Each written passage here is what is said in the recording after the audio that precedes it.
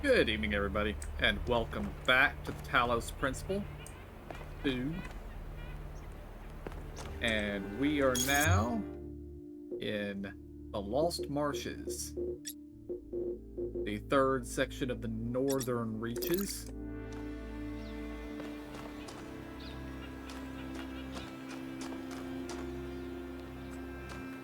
And this is a new place for us. We just got here at the end of last stream, but that was a couple of weeks ago, so...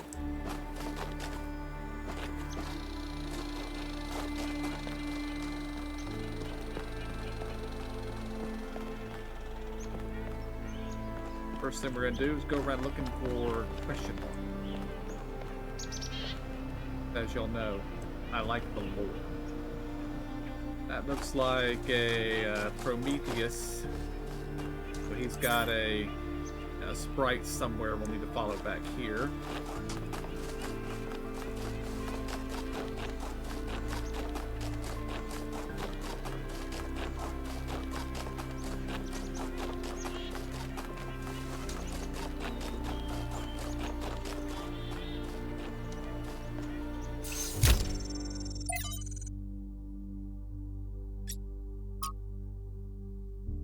Beloved Founder, I beg you to return to us.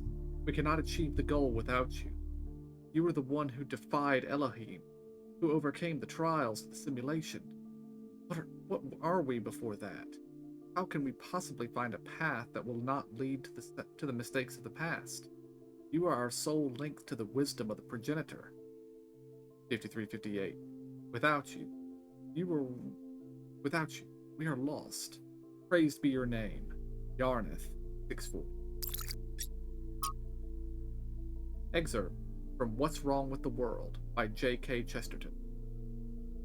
Our modern prophetic idealism is narrow because it has undergone a persistent process of elimination. We must ask for new things because we are not allowed to ask for old things.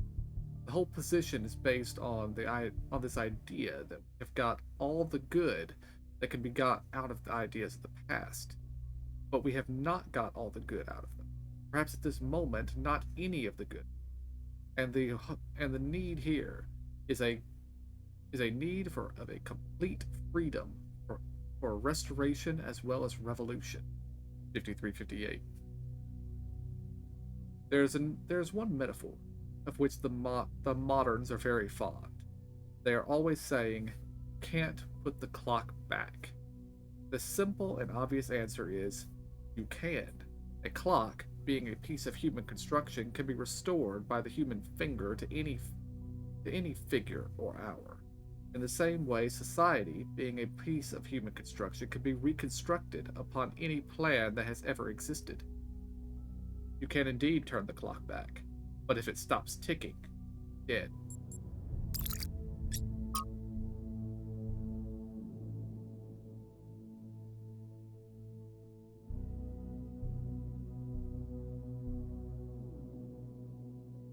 The coal mine finally brought decent jobs.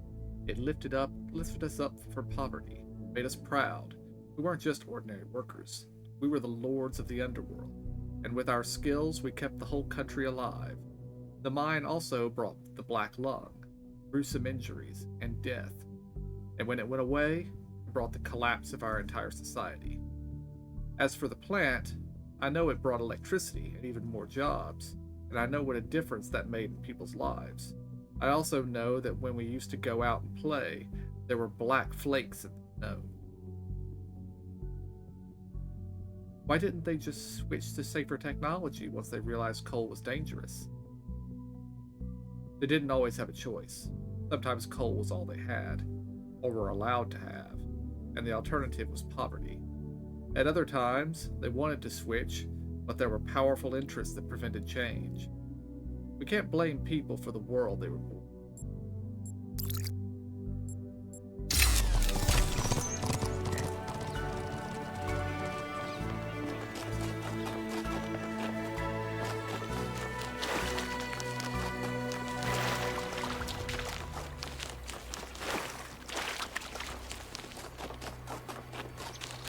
I gotta drown in the lake. Yes, I'm gonna drown in the lake.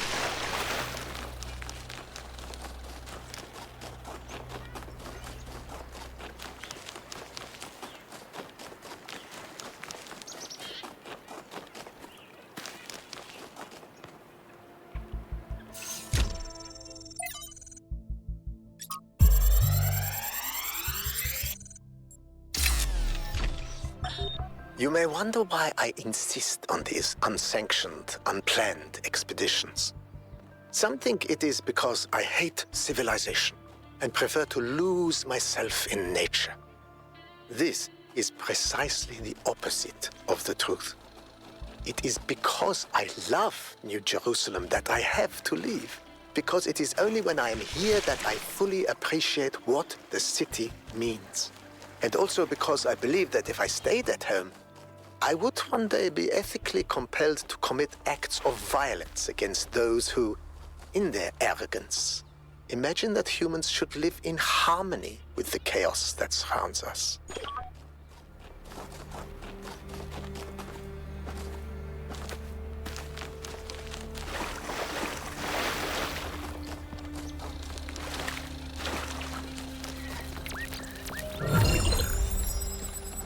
I think you just picked up some kind of decryption key. Could try using it on those terminals inside the puzzles. Oh, that was another Prometheus thing. Gotcha.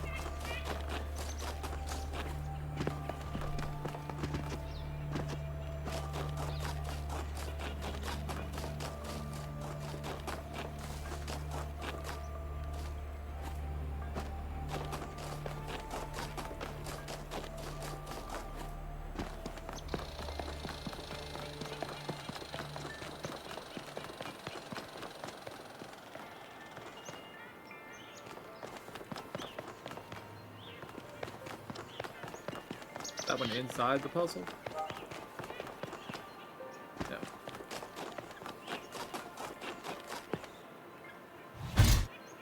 Oh.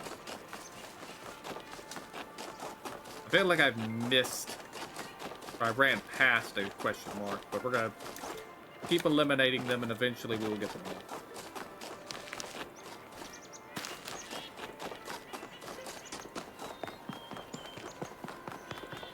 Okay, that was that.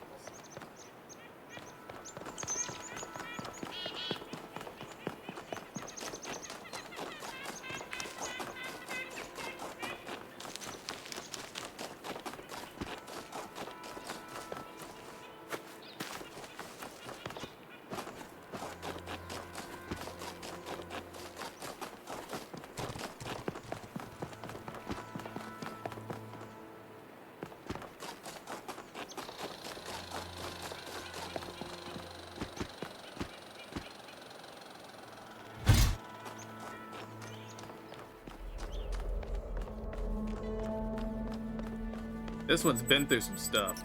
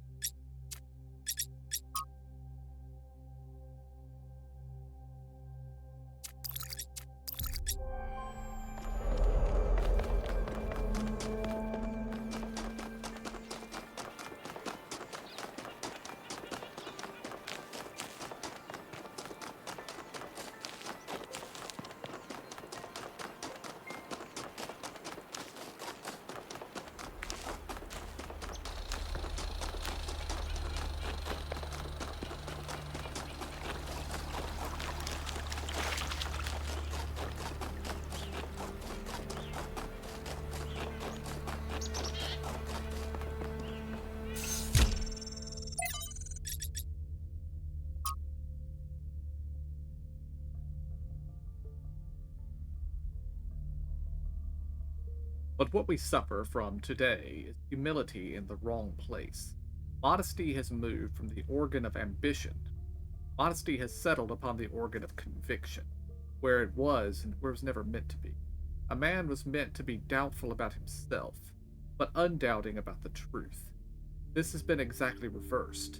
Nowadays, the part of man that a man does assert is exactly the part he ought not assert, himself.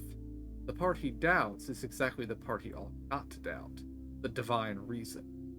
Huxley preached a humility content to learn from nature, but the new skeptic is so humble that he doubts he can even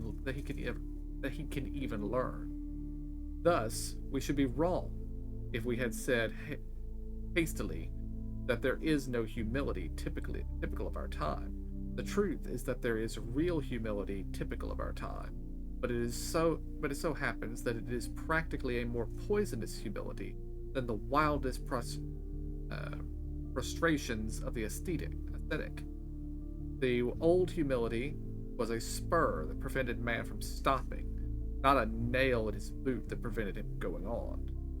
For the old humility made a man doubtful about it, which might not make him work harder, but the new humility makes a man doubtful about his aims, which will make him stop working altogether. I had to read this twice to fully understand it.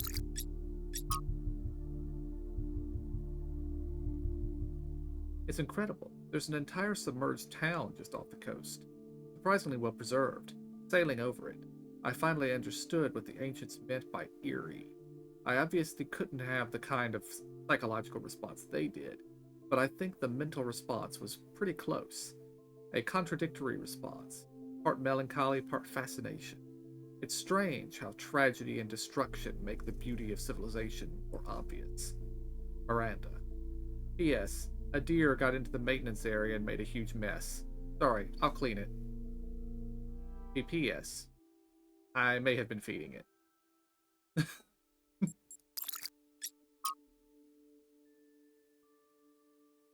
Cornelius and Sarabahi went back to the dam today. We've been holding off on constructing any new humans, to concentrate on building a home for them first. But there's a limit to what 13 people can do on their own, and everyone is eager to start construction on some of the more ambitious structures. Sarabahi's kindness and patience is something that we'll certainly miss out here, where tempers can sometimes run high. And I'll miss Cornelius too. He was there when I was born, and he is just as much a father to me as Athena and Alexandra Drennan are my mothers. But I suppose I can always go visit them. The dam isn't that far, and once we complete the monorail in a few decades, it will truly only be a few minutes away. And what are a couple of dozen years, really, when you might live forever?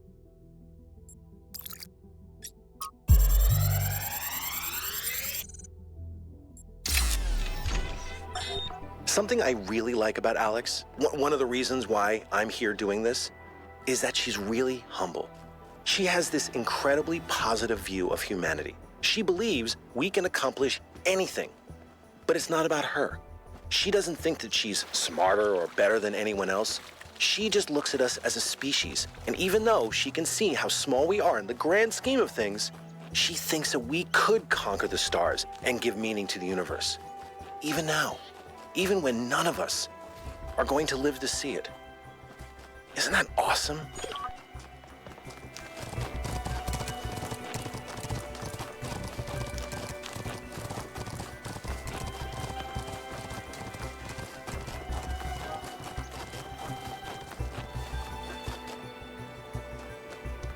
Okay. I feel like there has to be one more out here somewhere.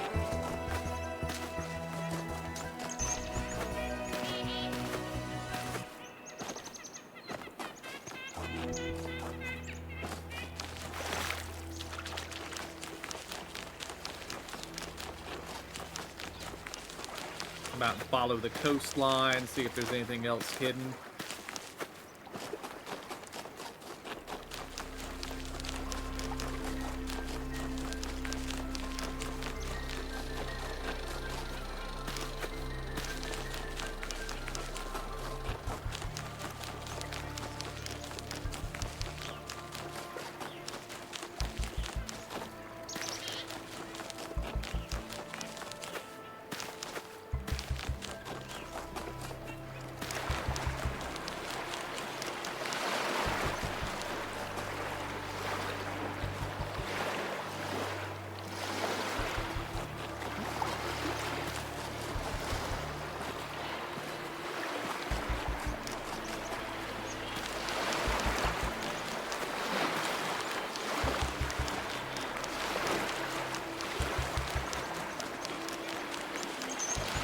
Well, that looks like definitely something. That would be Prometheus's sprite.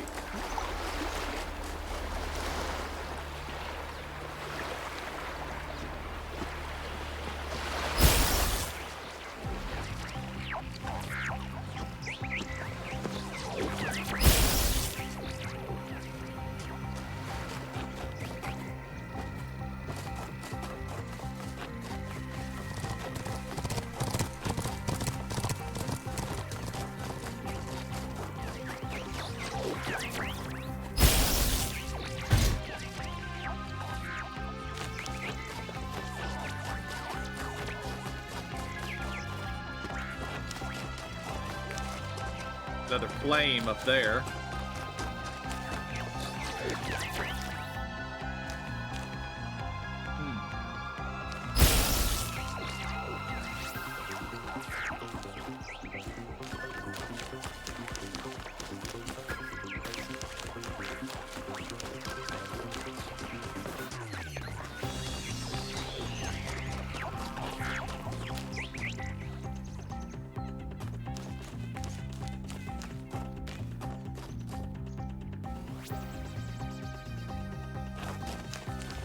Okay.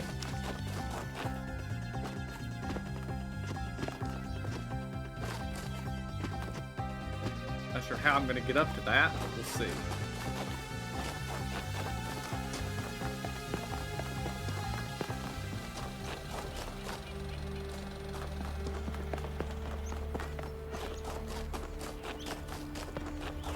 Can I run up this?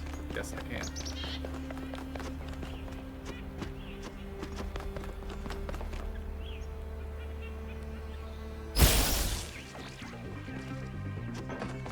I imagine this is going to kill me. No, it did not. Apparently there's a fall damage effect, but it doesn't kill you, because if that fall didn't kill me, no fall will.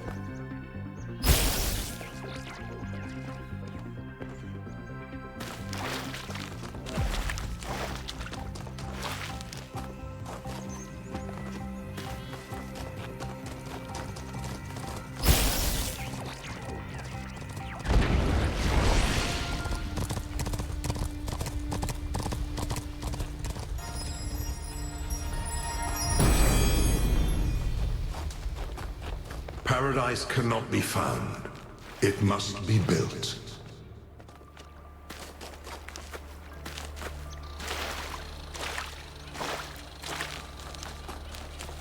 Now I'm gonna head back over this way.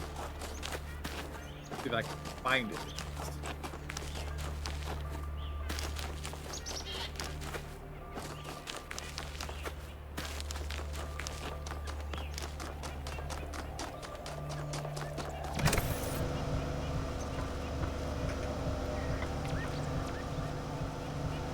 There's going to be some way to get something out of one of the puzzles, I guess.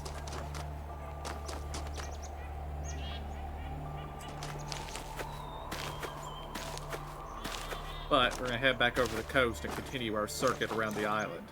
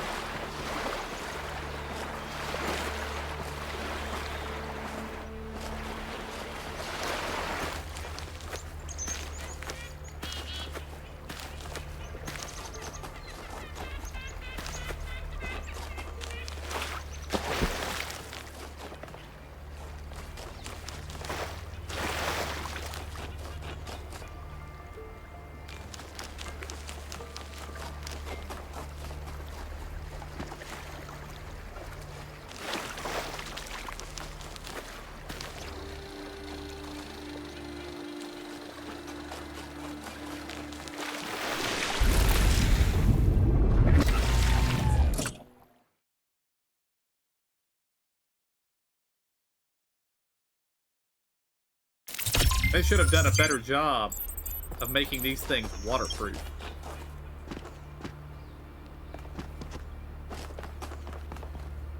Okay, that's the facility we're looking for. That's the transport. There's the Prometheus statue, or the temple.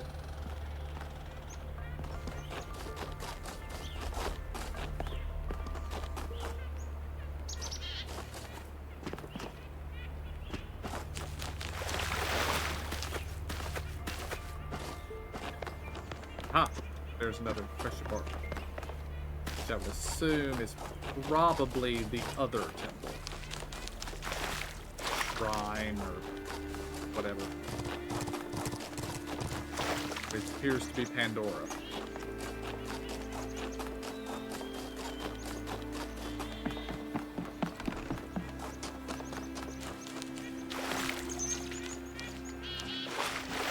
Yeah.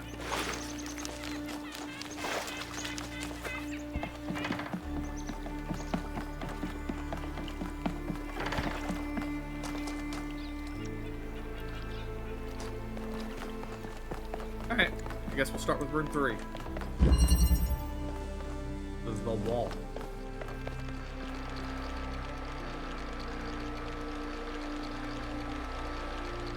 You have to actually swap something, okay?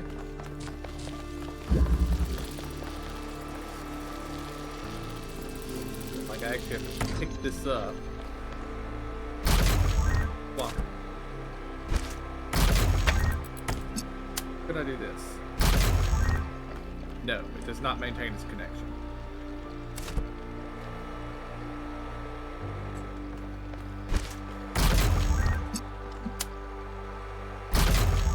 Yeah, it does not maintain.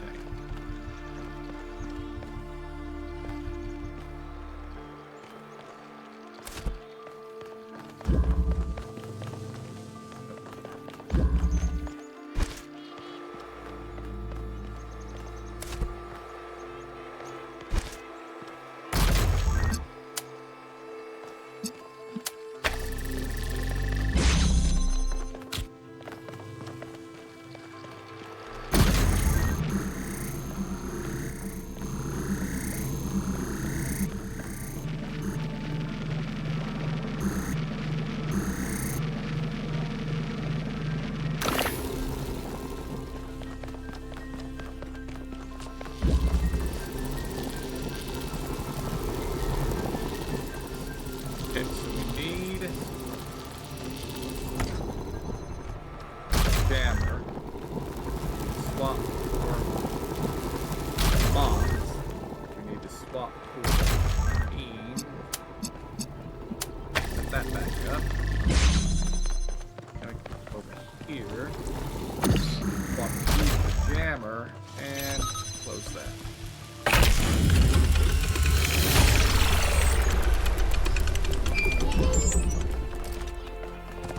I've had a closer look at the Somnodrome.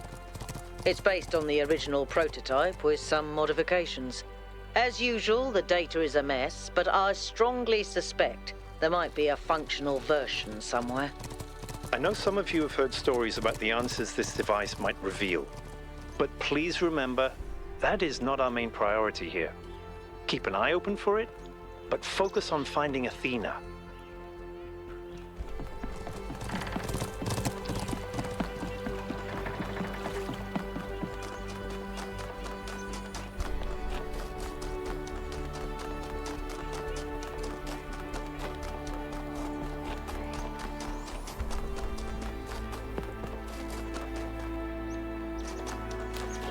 That little icon on my map.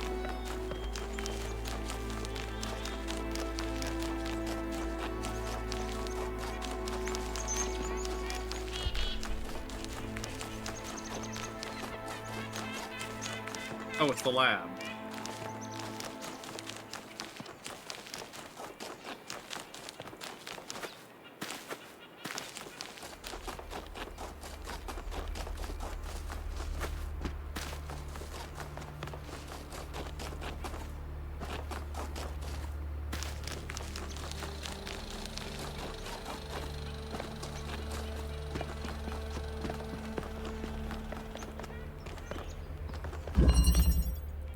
all around.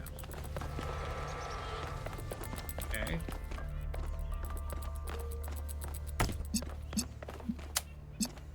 Can't reach that red from here. What we actually need to do is swap out you. You'll switch the red to blue, so we can get these there. Okay. That's a jammer.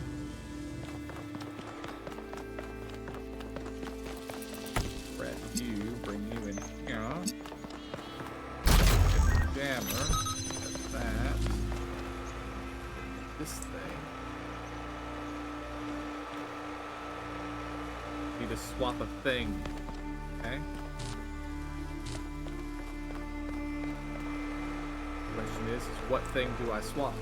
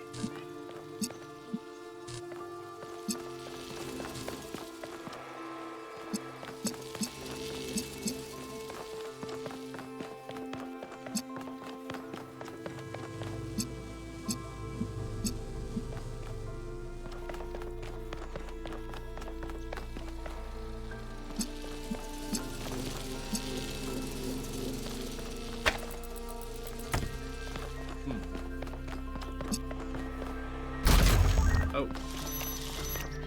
Aha. Jam that. Break this. Swap that.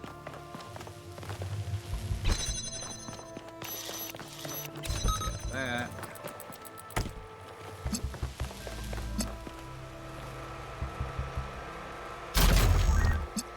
Okay.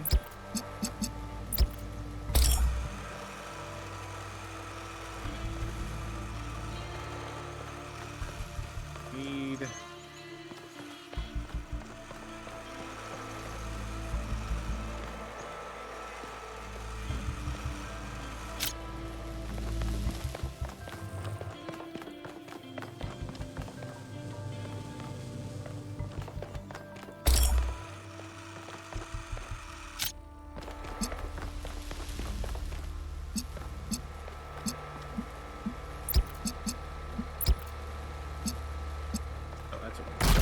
swap this.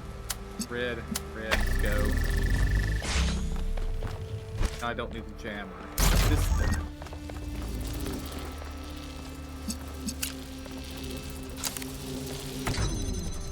This. And we get the red. Green. Go. I'll take the red. That.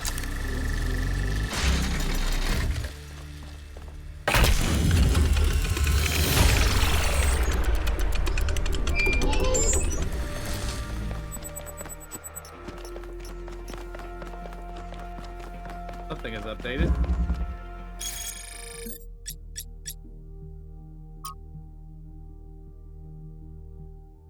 What did the puzzles represent to the founder? Whatever they may mean to us and our culture, what did they mean to her? We have no record of her speaking positively. She certainly never expressed any interest in solving them. So what if to her they weren't trials to overcome or challenges to enjoy, but a trap she had to escape?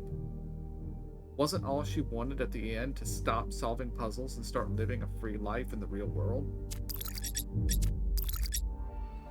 My guess is that she wants someone else who will solve puzzles. So she has made puzzles until another one of the robots comes to solve them. That's my thought. Because all of robot society was depending on her to make all the decisions, to solve all the puzzles.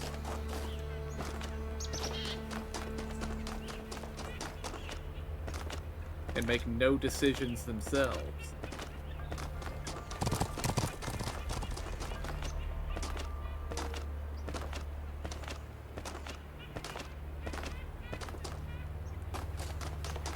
Because she solved puzzles to free people from the system.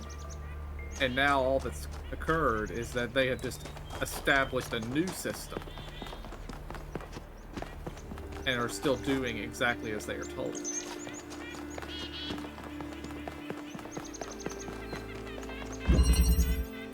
Prison.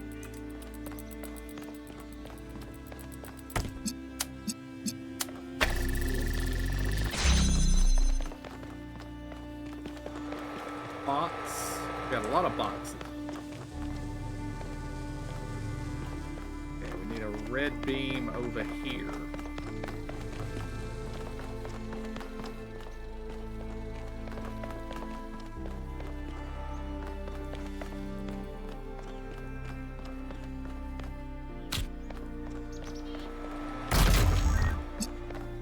Can I get a red beam view? Here.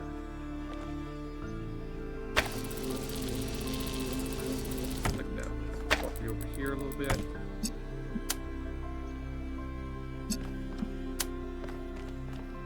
Shoot right there. Okay. Here.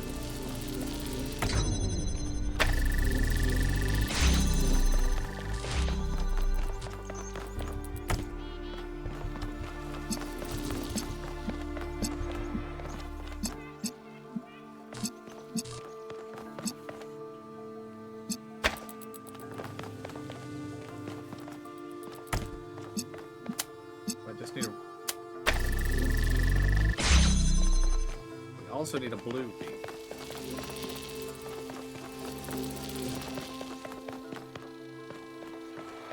Do that, I think I'm gonna have to make use of. I have to make use of boxes.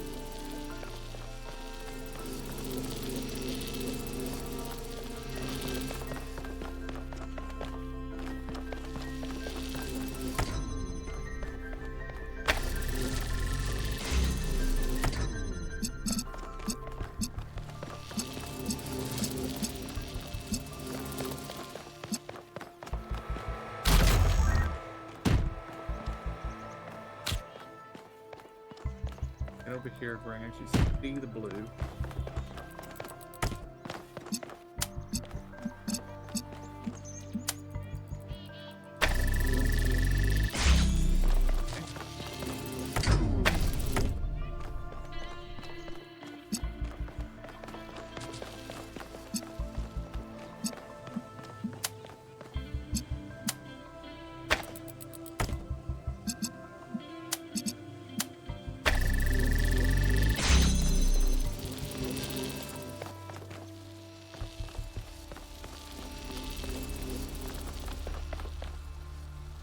Now.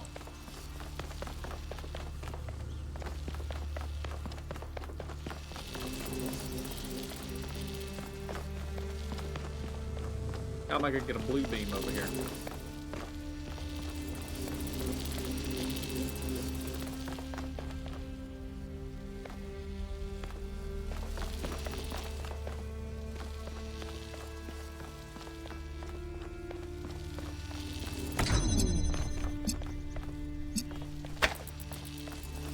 Let us yank this out of here. That drops down.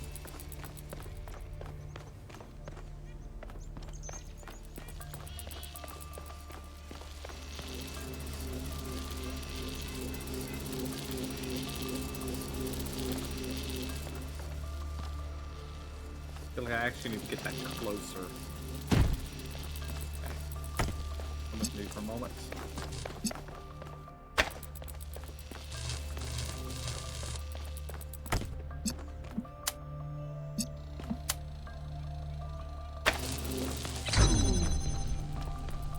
Okay. Over here with the box.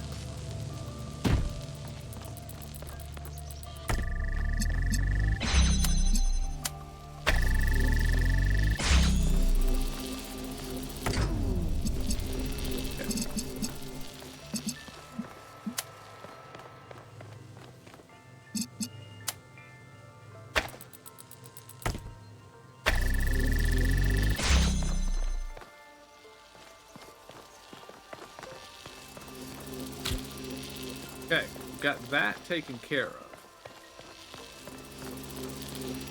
But again, how am I gonna get a blue beam over here?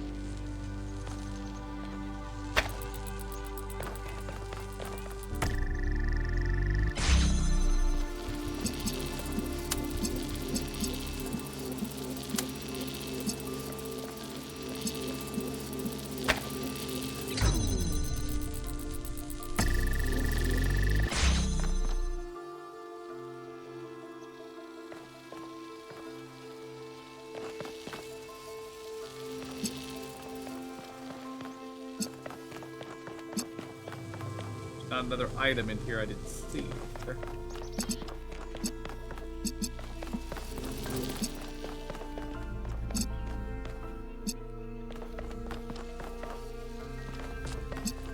There is.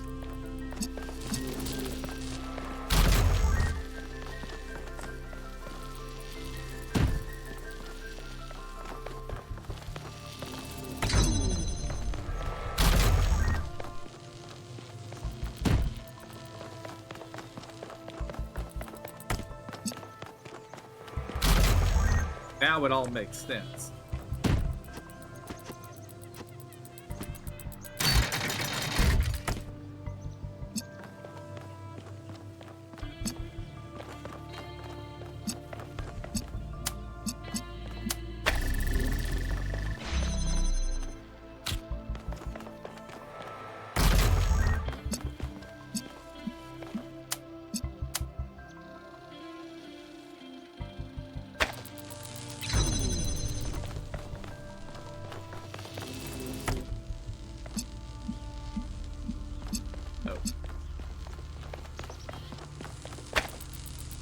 has to be on a bot.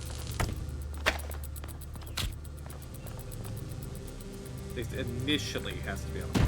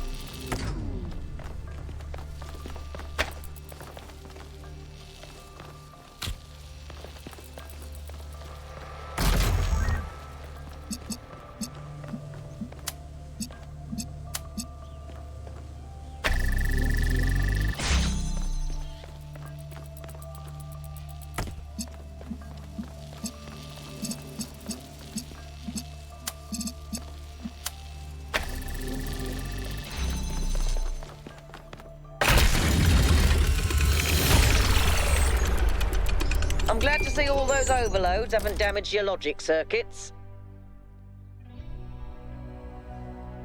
Ha ha ha. Very funny.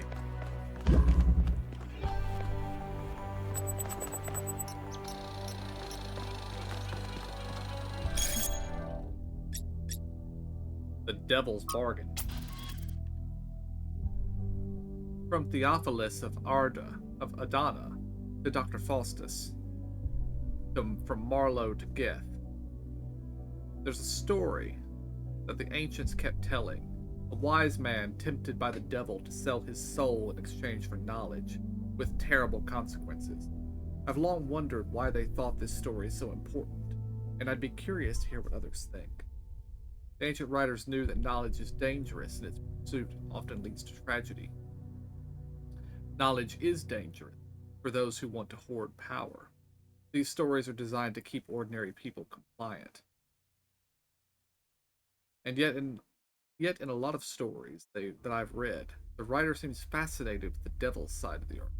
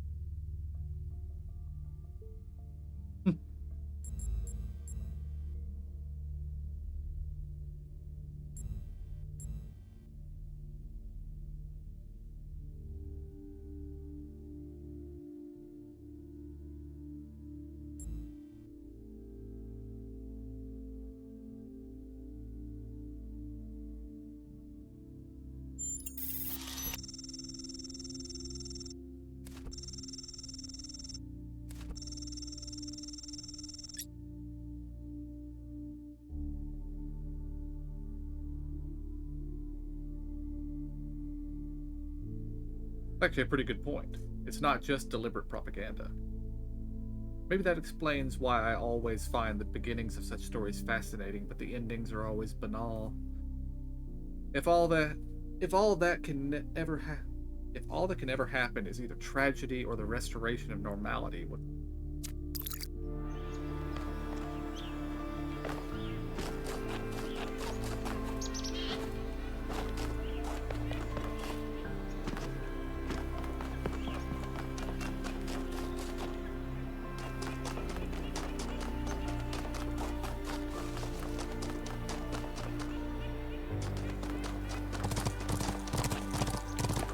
hello, dear. I believe I just watched you spawn.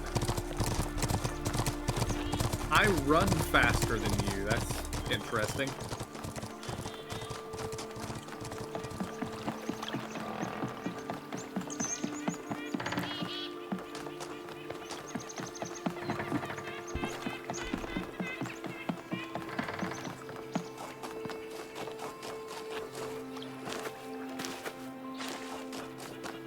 I also haven't seen any of the other robots walking around. Possibilities.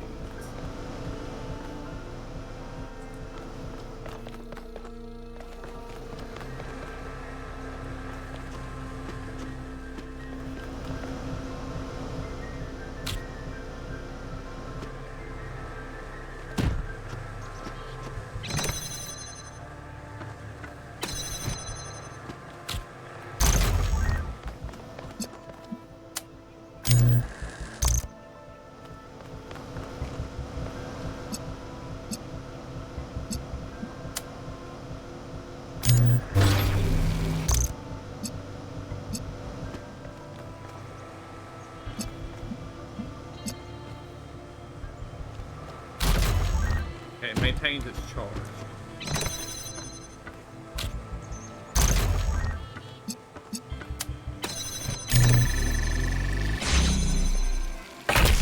Well, that one was pretty easy.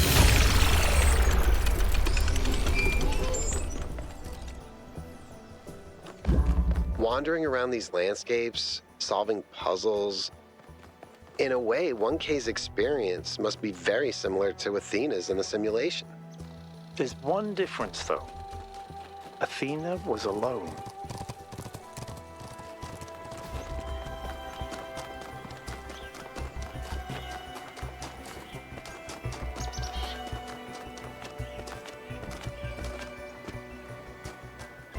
I think you begin to understand Athena's problem.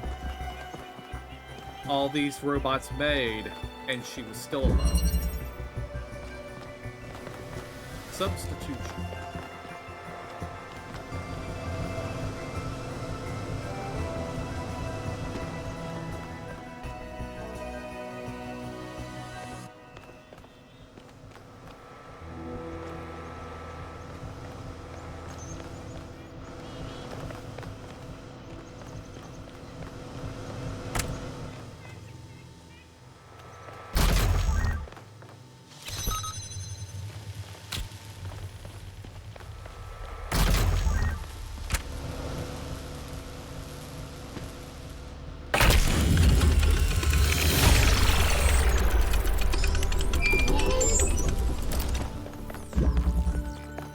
Actually, I think I need to go back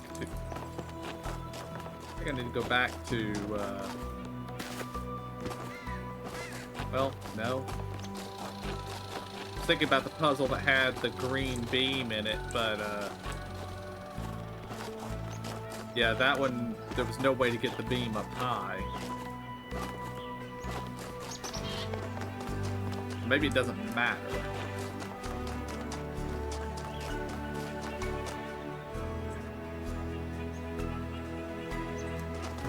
Stop by puzzle 3, I think it was.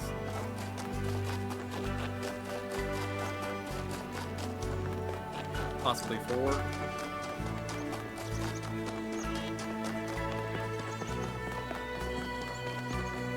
Puzzle 2. Puzzle 2 is just blue.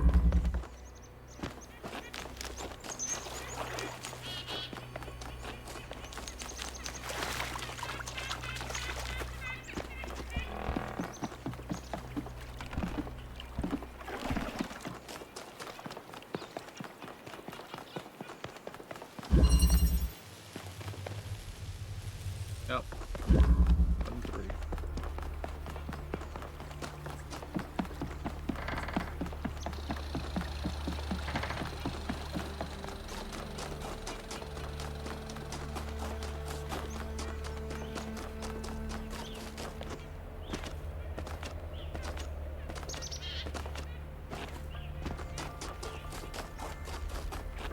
Might have been the triangle puzzle.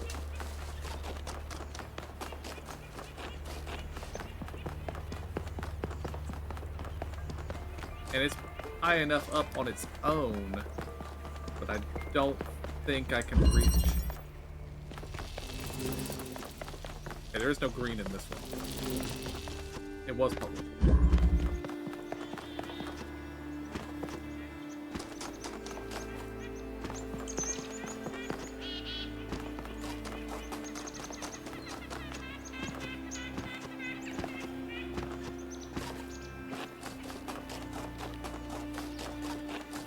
Oh, this is puzzle 5. We haven't done this one.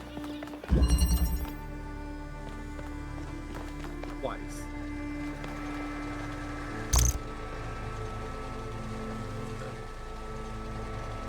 Remember?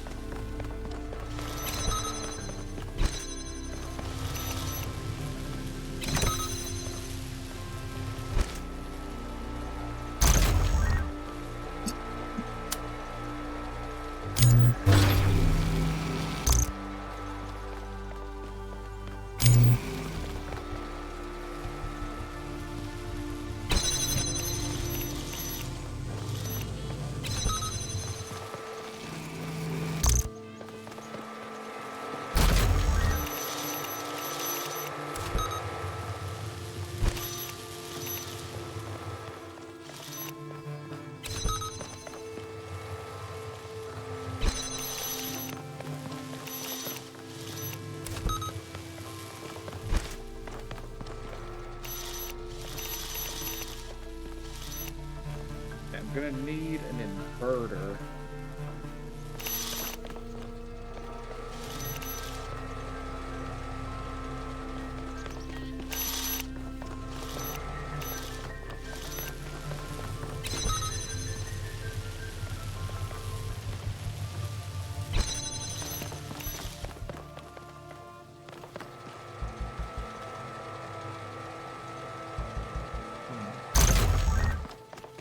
Bring this over here.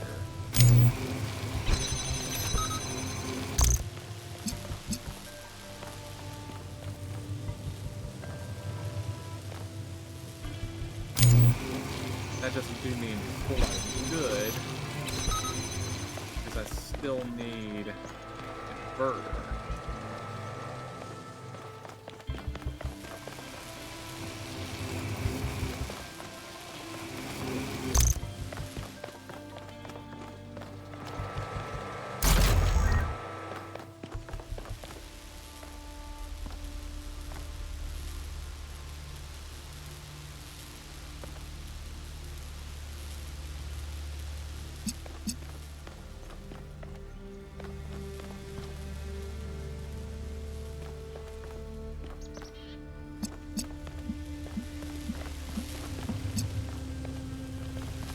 Oh, I'm dumb.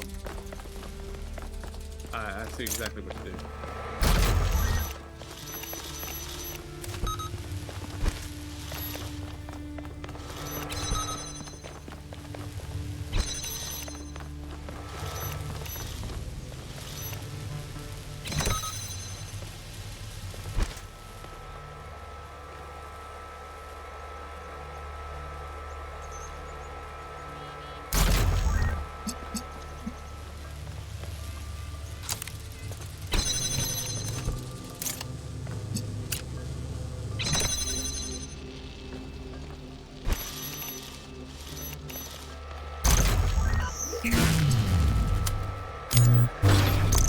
Blue.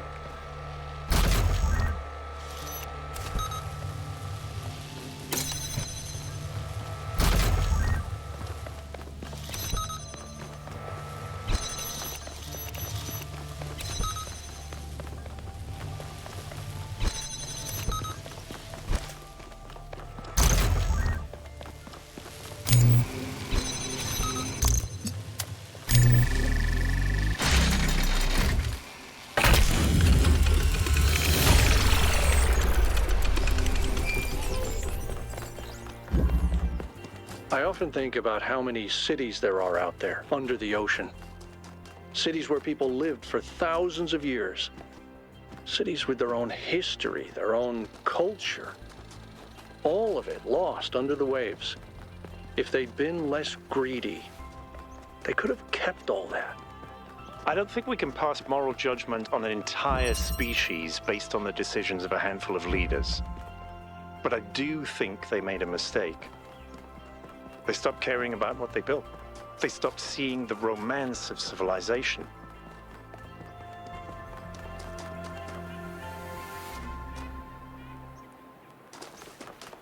And that was 4. And that's the triangle one, which is way the hell over there. Way too far away to get a green beam over here.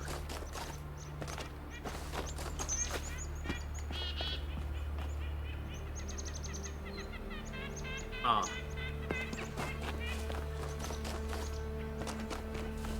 But that is still what we're going to have to do.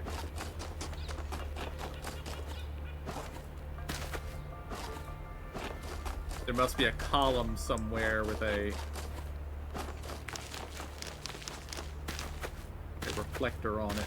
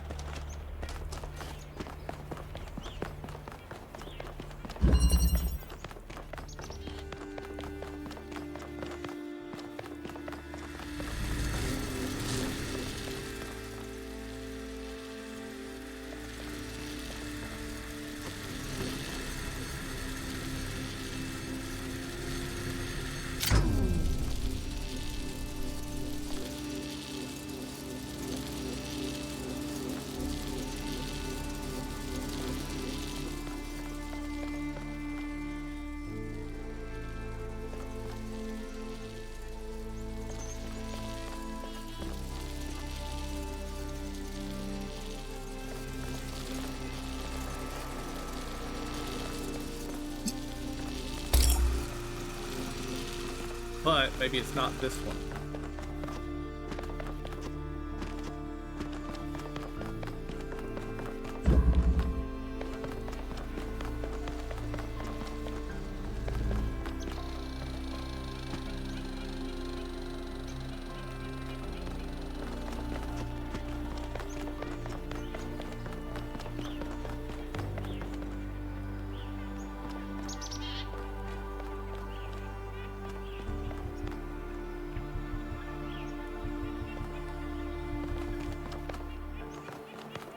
I also haven't found any Miranda visions in this area.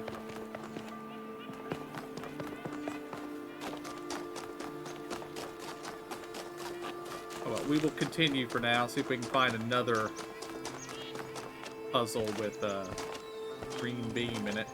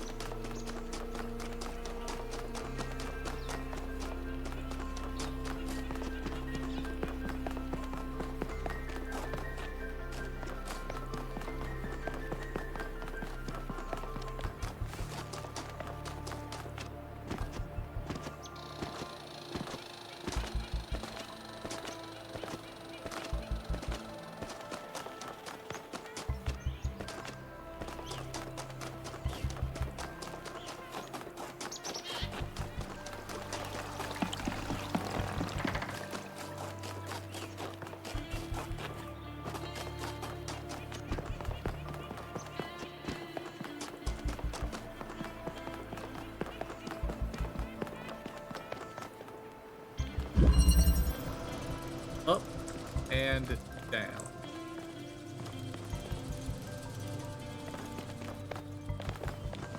Okay, we do have green here.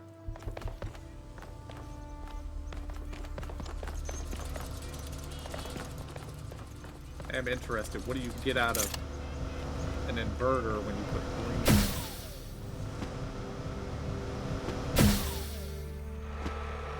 Oh, I didn't really mean to come up here.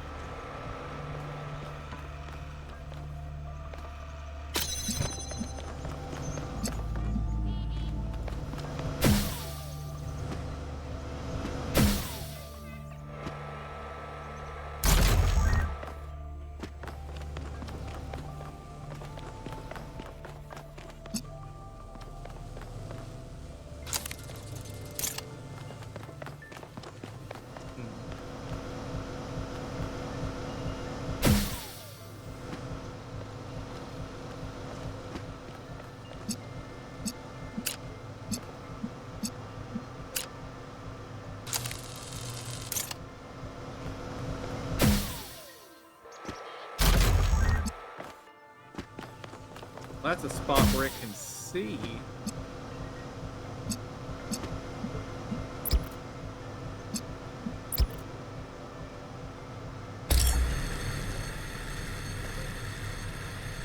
That makes red. Which doesn't really help me any. Well, with an inverter it would make blue. But where do I get something to give the inverter?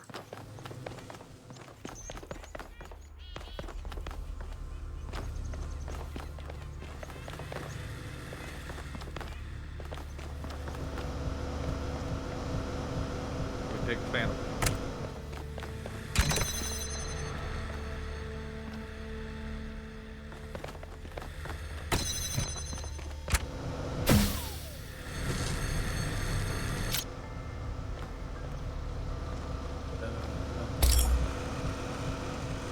I have to get up there. Let's come down here.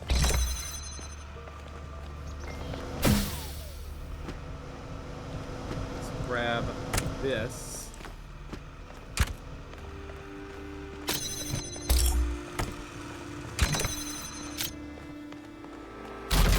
Swap that out. Get up here.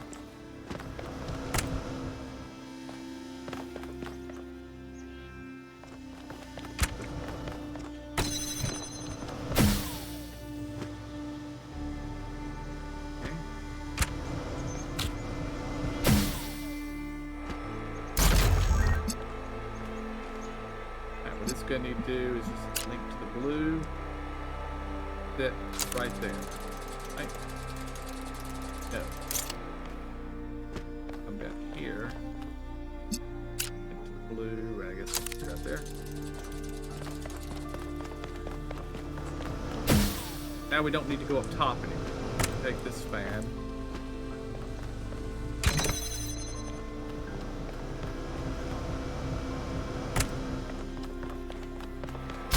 Fan for the combinator, or whatever the thing's called.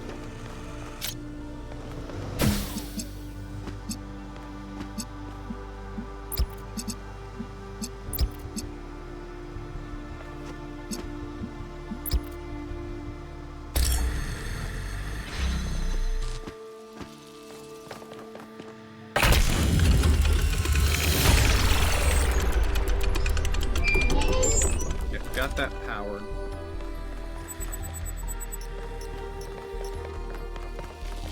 Now I just need the inventor, or the inverter.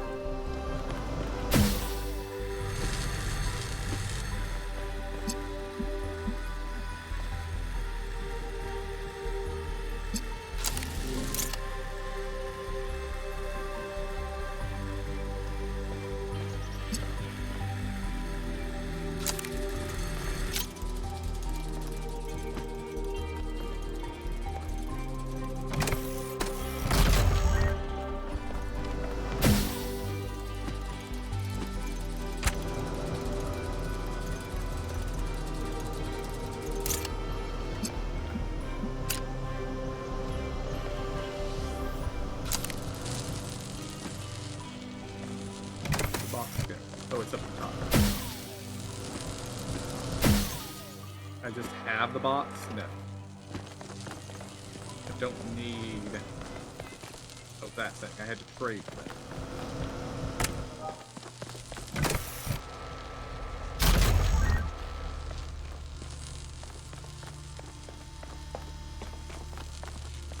Oh, that's done.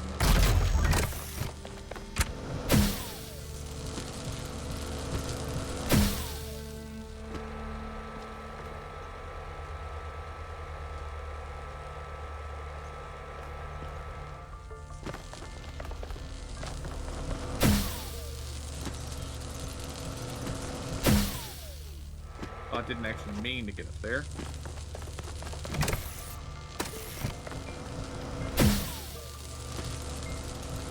This is I'm actually going to disable. So I stop getting heated all over.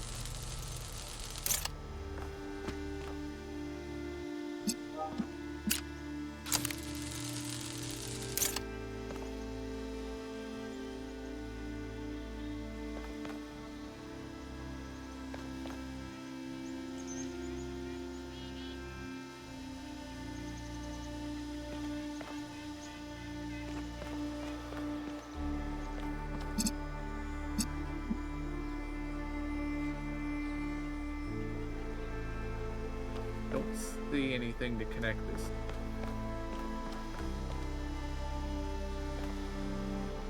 It might not be this one.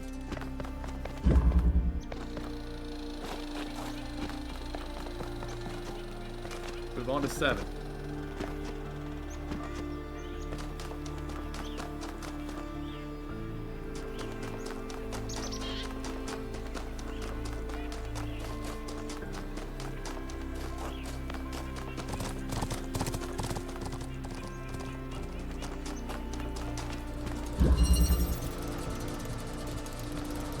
Propulsion.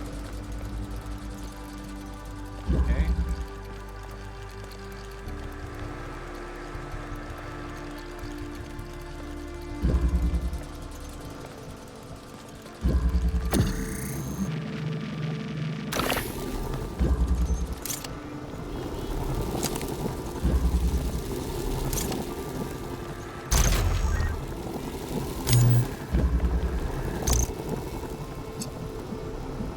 Adding the pop.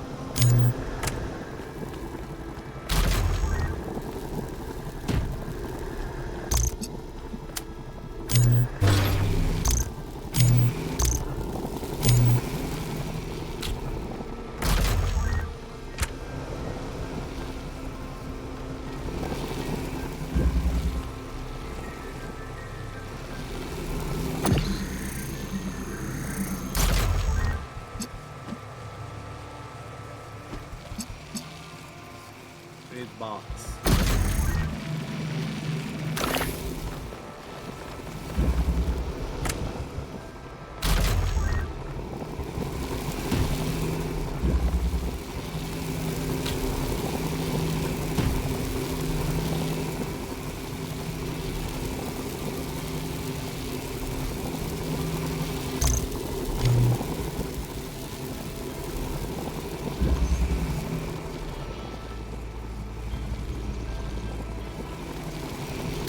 Don't actually need to be over here.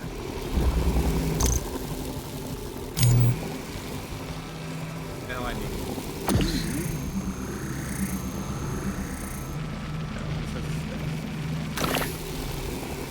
You here, converter. Take the converter through. Now.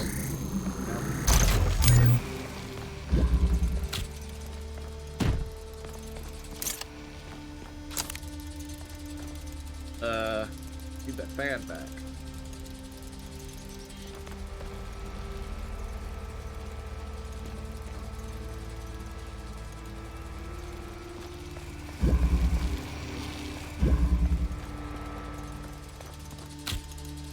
What happens if I don't when you make it to the ship? Eat it straight. Okay.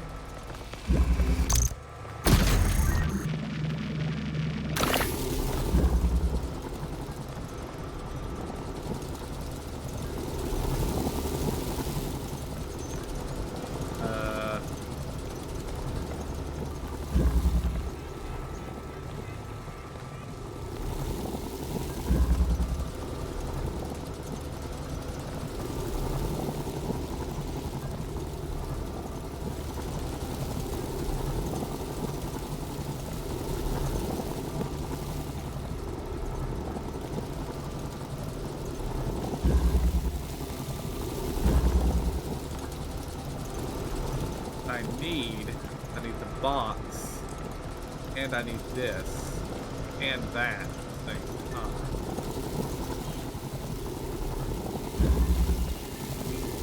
Which is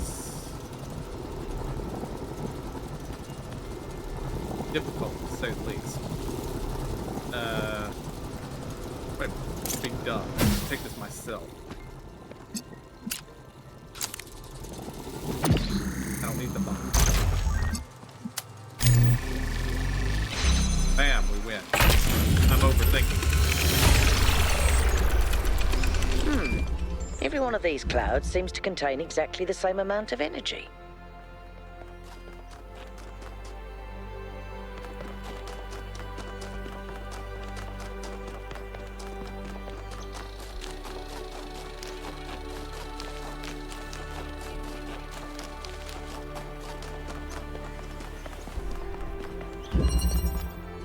Transmission.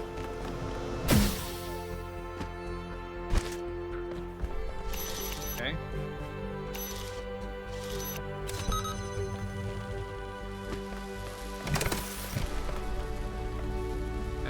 Red beam.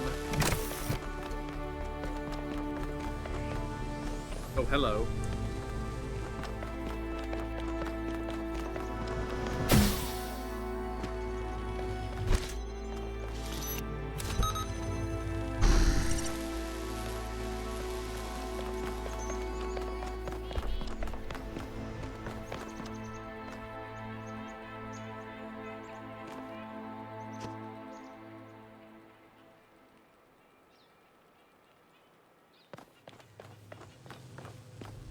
Okay. Get a red beam to here. That will let us shoot something. Oh. Red beam to here is what we need. Win the match. Yeah. Thing. That is a cutter.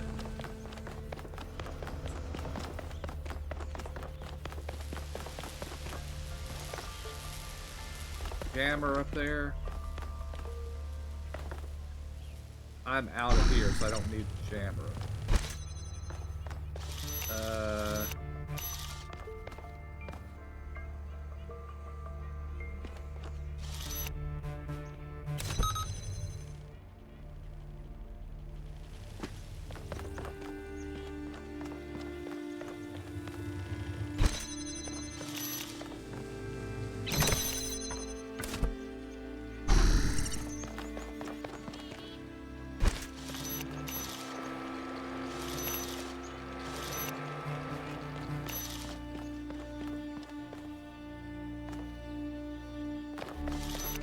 Ready to cutter and see if we can find it.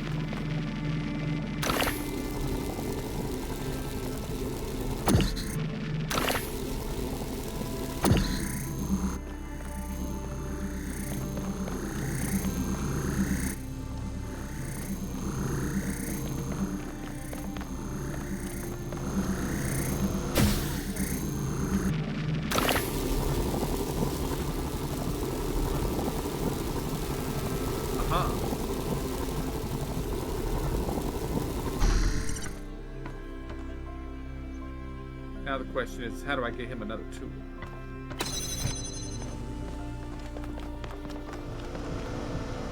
Take that fan. I can't take this one.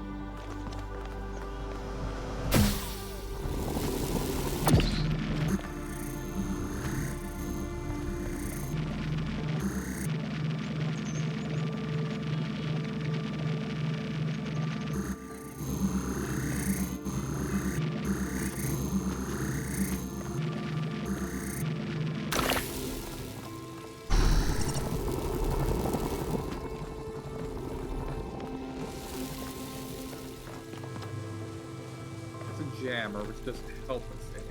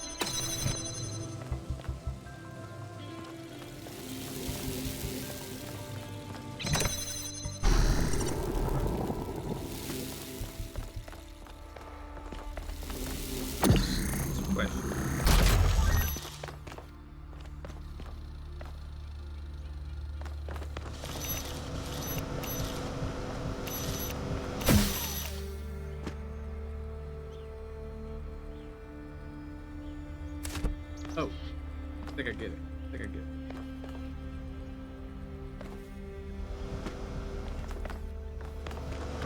this over here, get our cutter.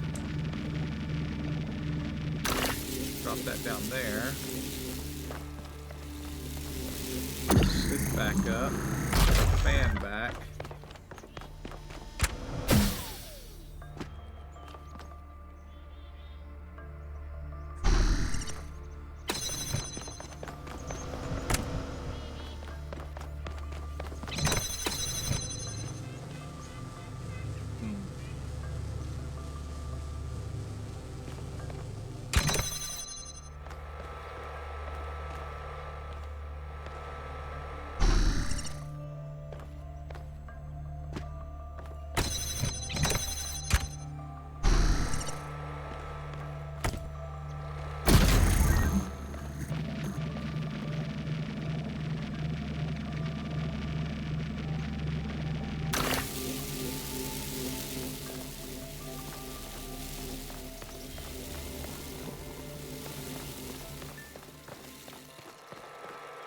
Well, I thought we were making progress, but...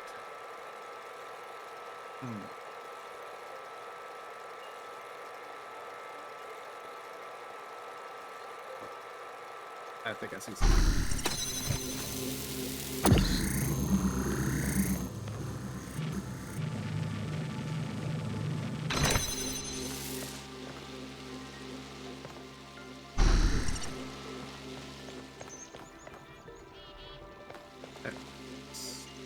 Still did that.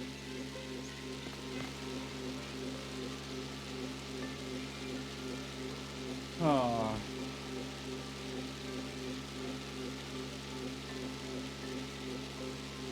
Come on, brain. I know you've got something.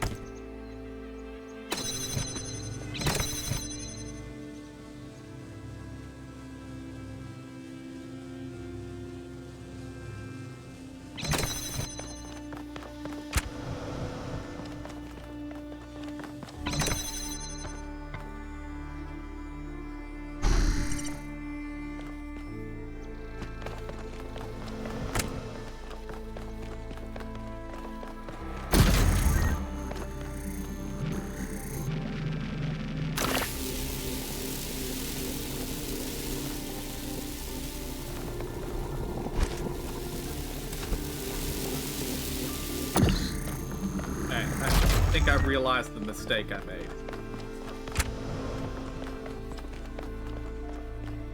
Okay, you get off this.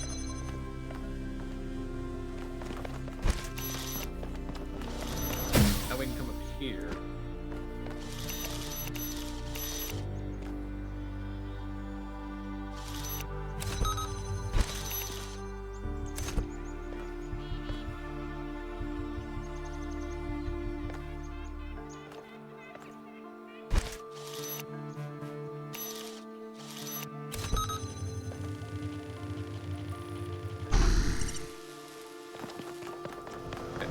That should keep the door open.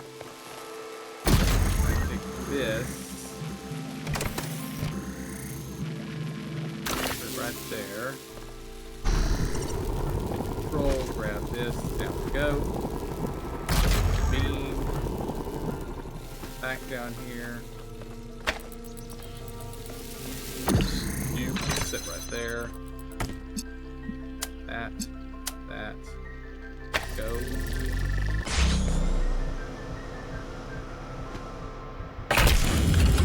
bit of a struggle, but we got it.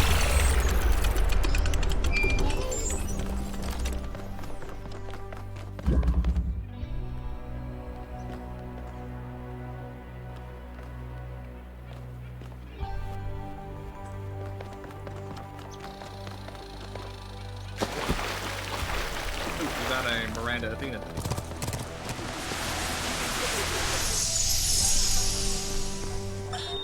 Miranda, would you like to play a game? A game? That sounds like fun. It is. Remember what Alexandra Drennan said about games? They're part of what makes us human. Exactly. And this is a game Alexandra Drennan designed when she was still in school. It's based on her favorite book. Have a go.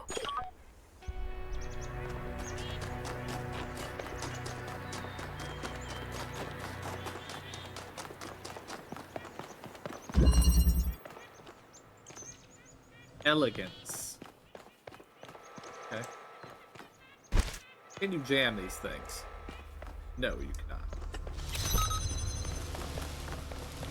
And this thing is offering a fan. No. That one's offering a jammer.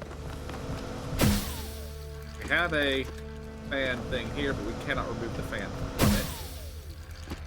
Go to cutter. We have a reflector and a red emitter over there.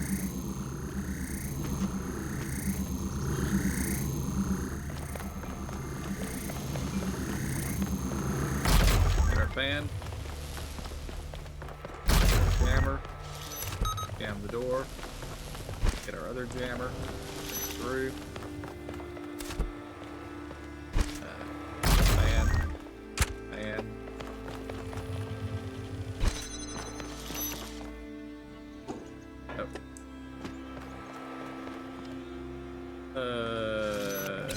Jam that. At least now we got the fan in here. Come back over here and get a cutter. Right here. Got a hole.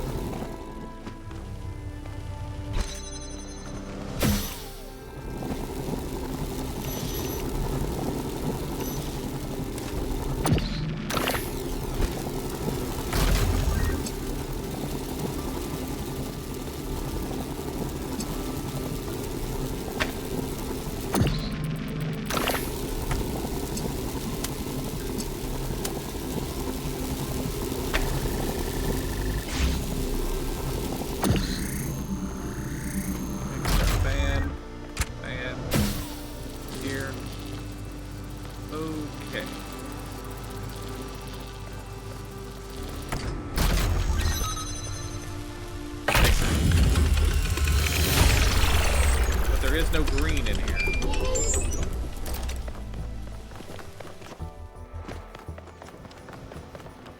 We've once again solved we've solved all the puzzles. We have not yet found green. And there were two places that had green. It was the other triangle puzzle and 5 or 6.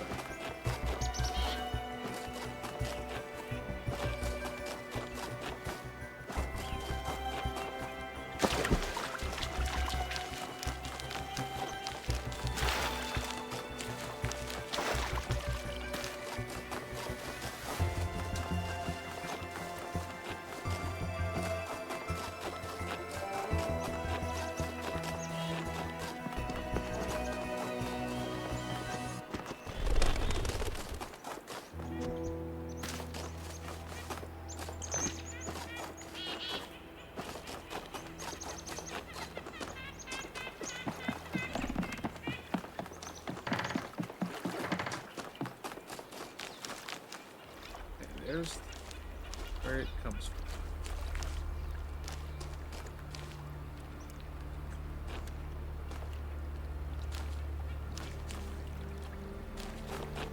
Pretty sure I see a reflector. Ooh, that's not a reflector. That's a That's a converter. I need to get a red and a blue to that. Okay, that's something more. I could do that.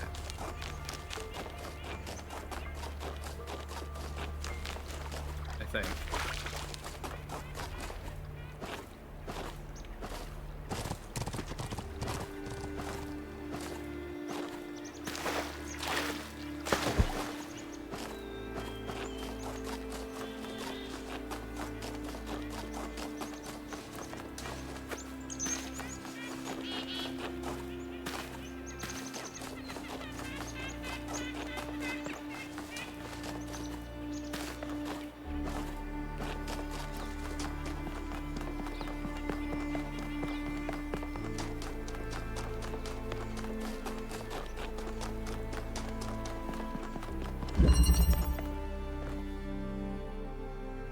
I see it there in the distance. If I were just...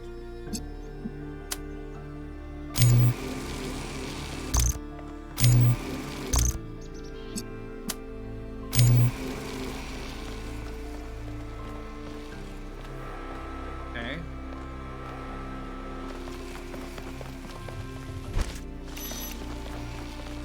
Now we get a converter.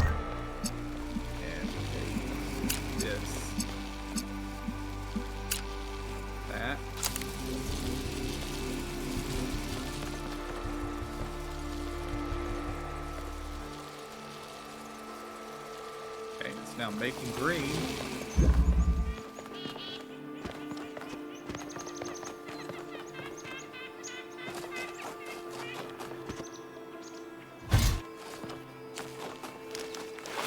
there a switch on the base of this thing? No.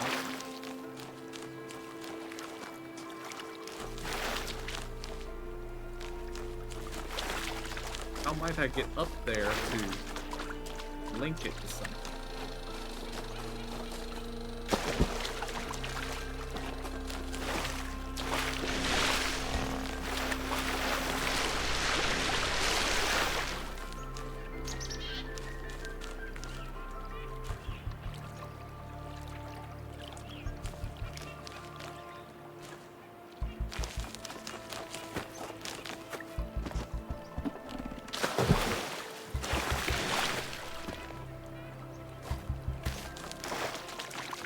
Oh, there's another Miranda and Athena thing.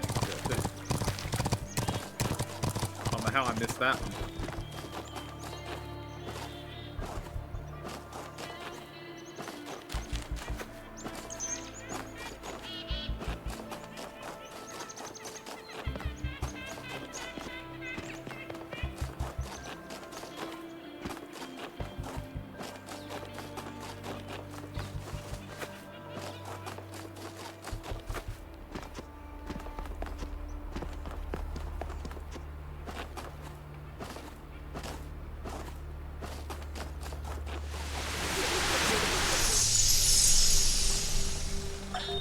Mother, can I suggest something? Of course, go ahead. The southern part of the island is completely dead. No animals, no plants. The soil is too alkaline for anything to live except bacteria. Yes, that's why it's a good location for some of the experiments. Well, if we want to show that we can make the cosmos more beautiful, then why don't we start there? The desert doesn't have to be dead. If we modify the conditions, life can thrive there. And that could be the first step towards spreading life to other worlds. What do you think? I think that sounds like a plan. I now realize what I have to do. I have to come over here and find an emitter that I can point in that direction and link to that, which maybe is doable. There might be emitters in here.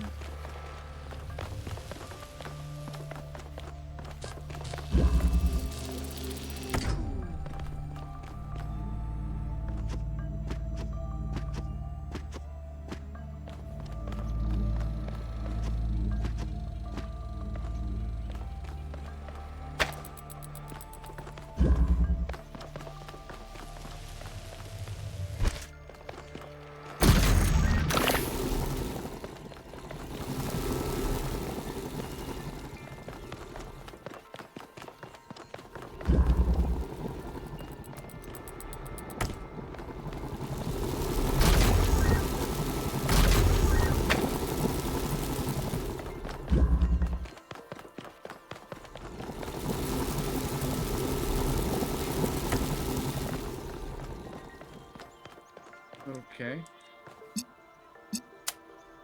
Link there. And there. Bam.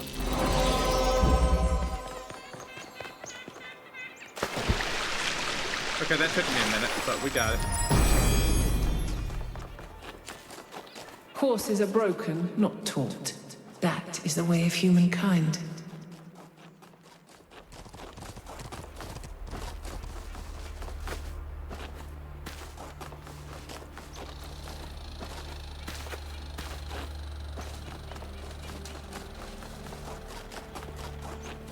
Alright, time to head up.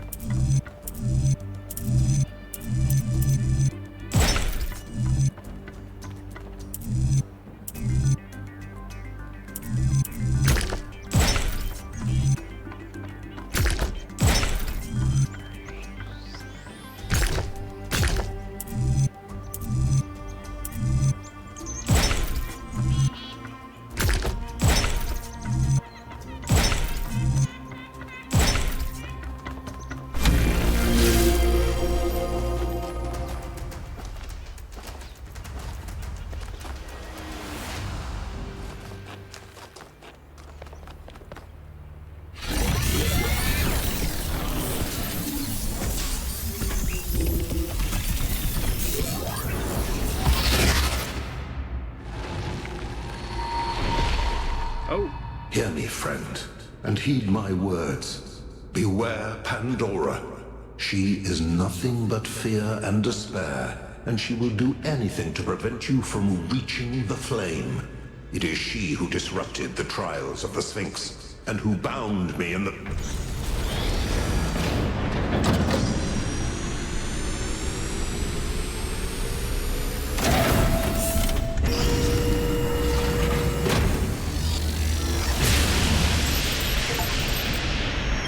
Well done, 1K.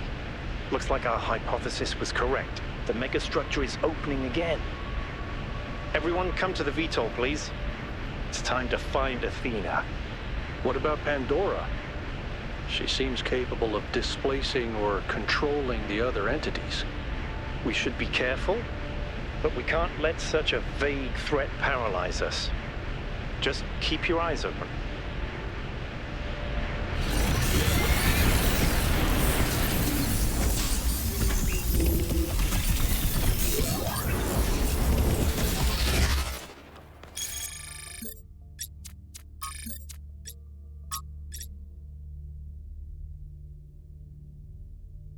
New York was a place that aroused great passions. Some loved it and called it the greatest city in the world.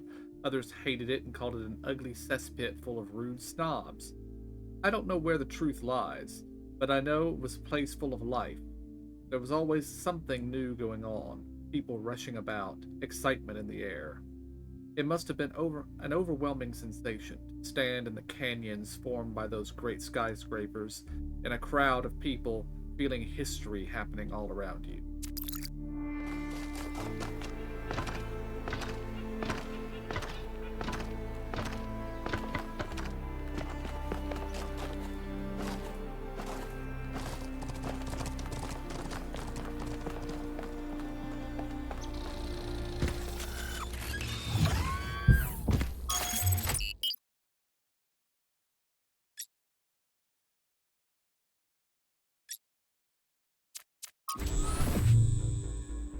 There's something I've been thinking about. I know the New Alexandria disaster was traumatic. I know accidents like that make us think that it's best to stick to what we have. But what about all the accidents that have happened in New Jerusalem that nobody talks about? The collapse of the Rakovsky building.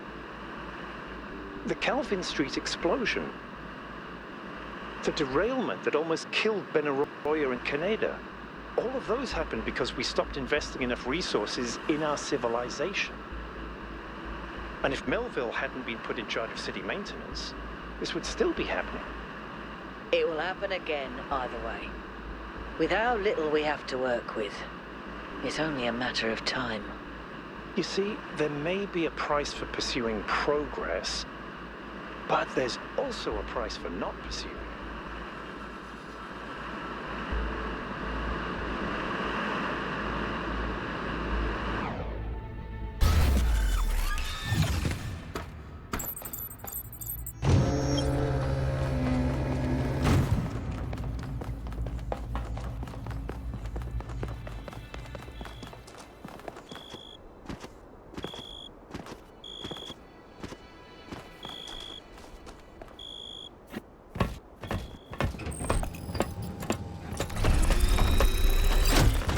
All right, here we go again. Our main objective is to determine the relationship between the megastructure and Athena. Did she find it? Did she build it? Why was she here in the first place? Explore, dig up anything you can. We need to start finding answers.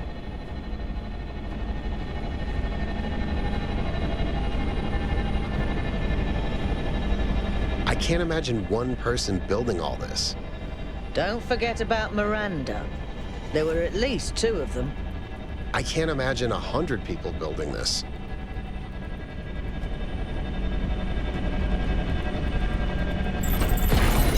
All right, everyone. Have a look around, but stay in touch and be careful. 1K, can you stay a moment? I'd like to talk to you. Sure thing, buddy. I know you can't wait to start exploring, but Sure. I'm concerned. Byron is brilliant, but all he can think about is the possibility of finding Athena. She was his mentor, and her disappearance shattered him. I'm afraid he's not seeing the dangers of the megastructure. To me, this place seems chaotic, dysfunctional. Yes, it's all very impressive, but I think it's broken.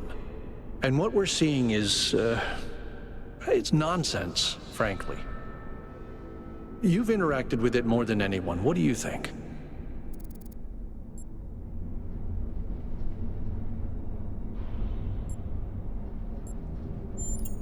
I don't know what I Then just be clicked. careful, okay? Well, I accidentally clicked something. I don't even know what I clicked.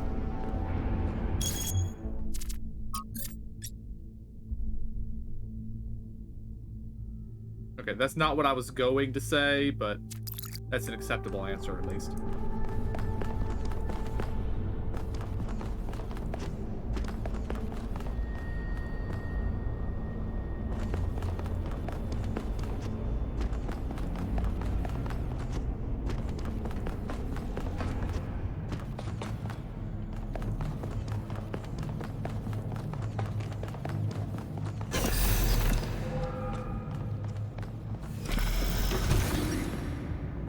I'm headed deeper into the megastructure. Not quite sure where I am. Seem to be right in the middle of the machinery. Please, watch yourself, Byron. This is incredible. I don't even know how to describe what I'm seeing. I don't think this is a building. I think this is a machine.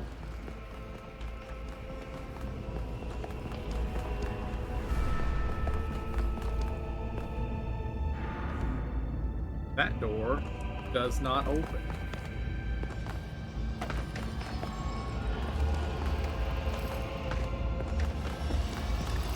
That's the door we entered through.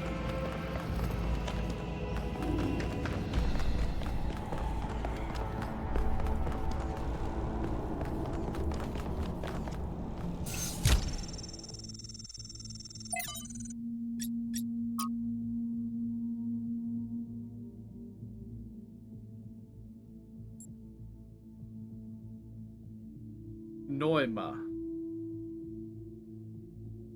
I don't know what that means. If that word means something, I don't know. We about to overload again? Yep.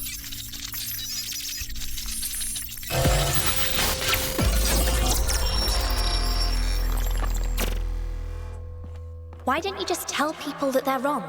If you tell them the truth, they'll listen. It's not that simple. Straton wrote that the most common error we commit is to think that ideas determine reality, when in fact the opposite is true. Ideas follow from material conditions.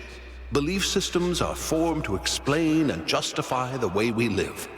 We did not have kings because we believed in the mandate of heaven.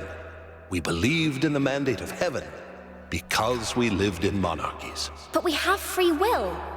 Oh, free will isn't the same as freedom, Miranda. We're not free from the constraints of reality or history. I was shaped by the simulation. New Jerusalem is shaped by its limitations. So, what? We're just trapped? History can only go one way? Maybe, maybe not. The question is, how do we free ourselves? How do we build a world where our ideas do shape reality? That's why we came here.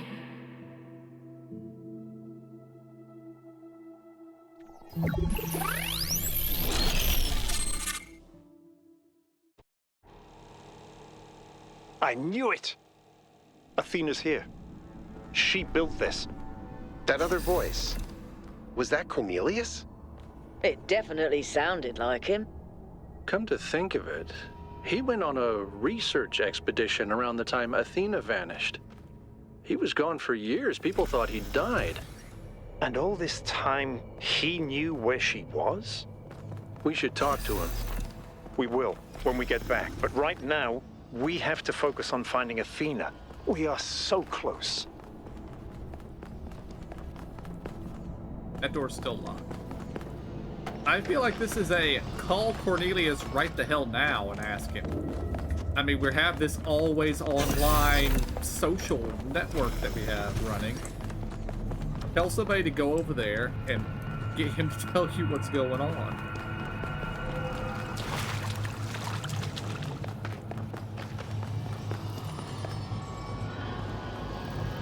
I get the feeling like this cycle right here, Byron's not going to survive it. And this saddens me because I like Byron.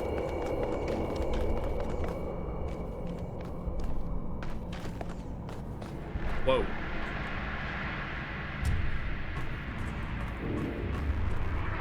Gravity is just a suggestion. Are those surfaces magnetic? No, it's anti-gravity. Your coot was right. I should have known.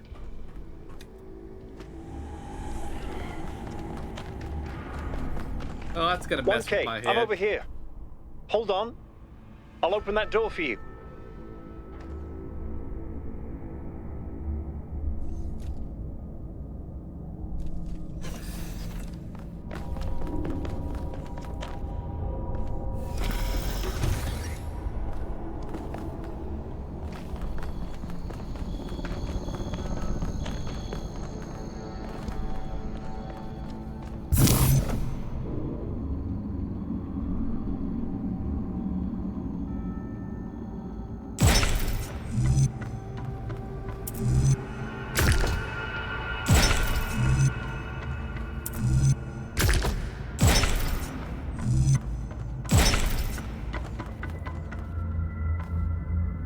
Hey, that connected.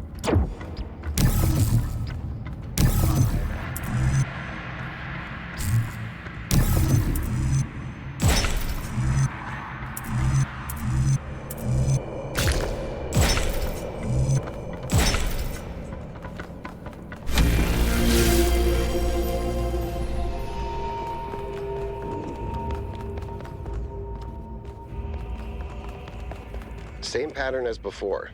3 beams, 3 receivers. I guess we know what to do. Be careful. The sheer amount of power running through this place. I'll take care of this puzzle. You do the other 2, okay? This is kind of fun. Maybe Alexandra Drennan was right. Play is part of what makes us human. Melville, is there anything in the system that could tell us where Athena is? I don't know. Got it. Byron completed a puzzle.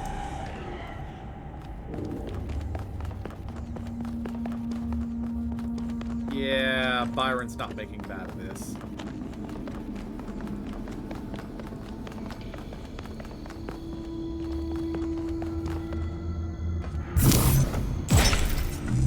fact, he might go through here and solve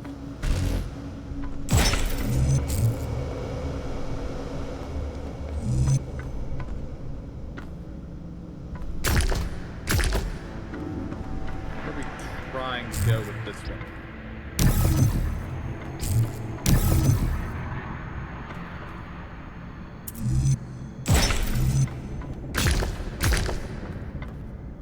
Aha.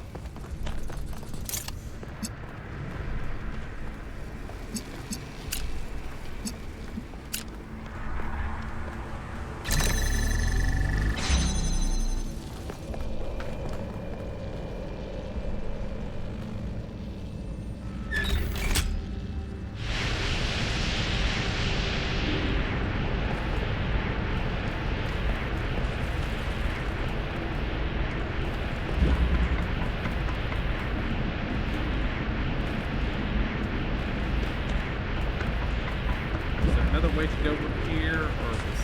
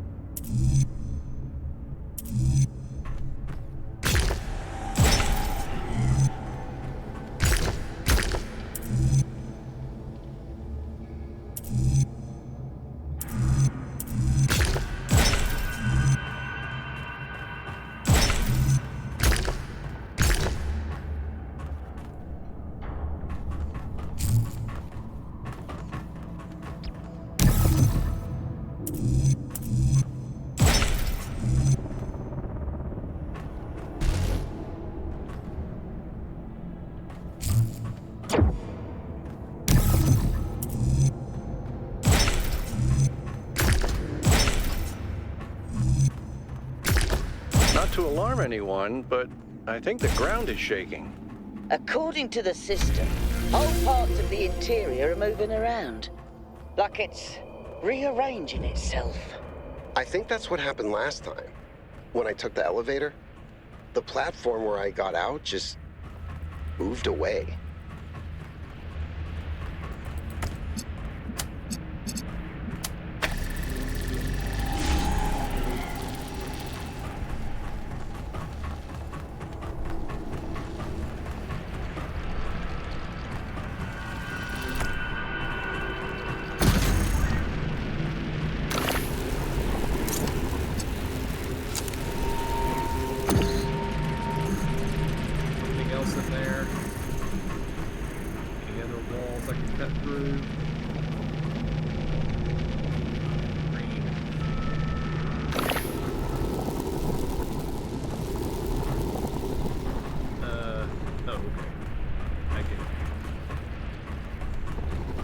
We're gonna need you, but we don't need red this second. Okay, we need red. Red, go. Inverter. Red.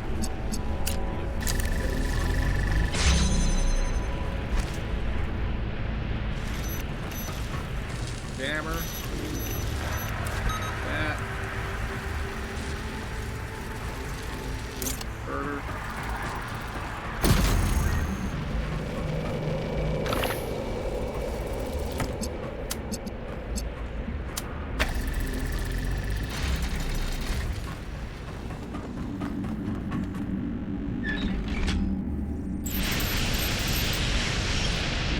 It's opening. I'm heading in.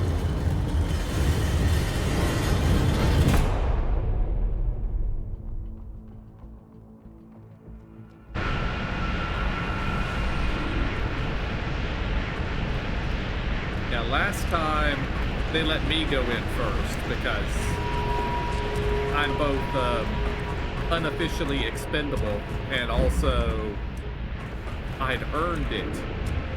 But now Byron wants to see Athena, so he's running off by himself.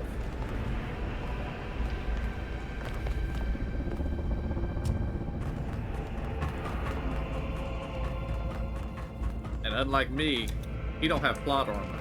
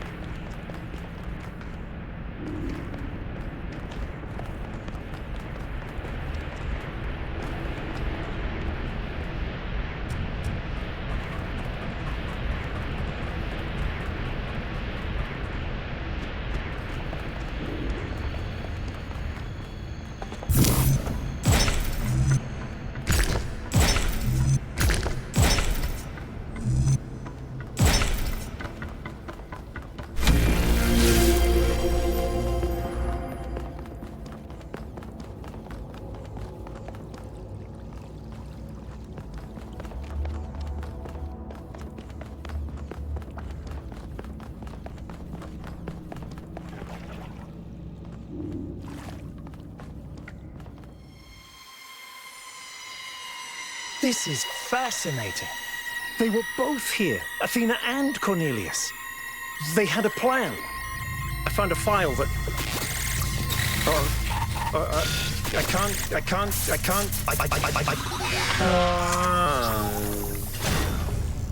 Byron's trapped in the overload. He's failing to disconnect. The whole system's going haywire. 1K, get out of there! Everyone back to the VTOL!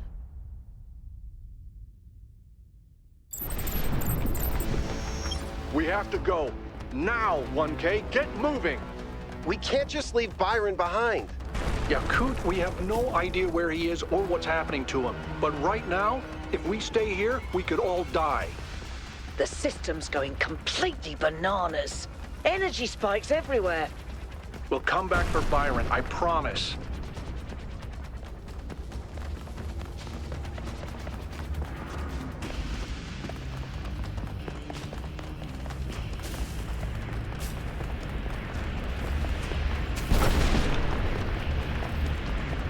What have you done, you fools? Mortals are not meant to tread these halls. Why will you not heed my warnings? I am not trying to harm you, creatures of clay. All I wish is to protect you and the rest of your kind. What more must I do to make you understand? If you cannot be reasoned with, I must bar your path.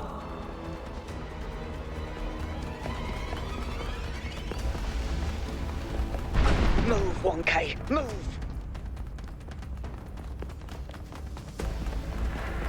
Something tells me I'm not making it out of here either.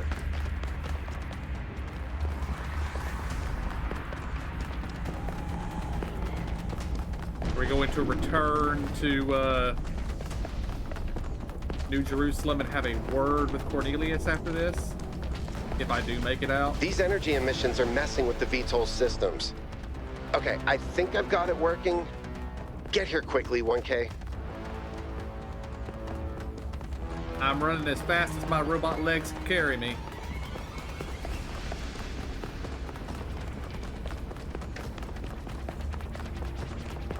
Ah, the door that was locked before.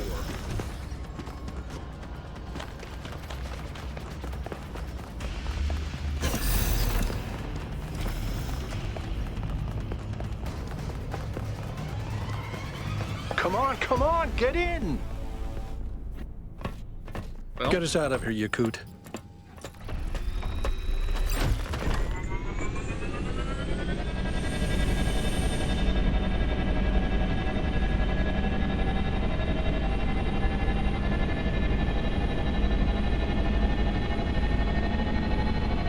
door gonna close on us.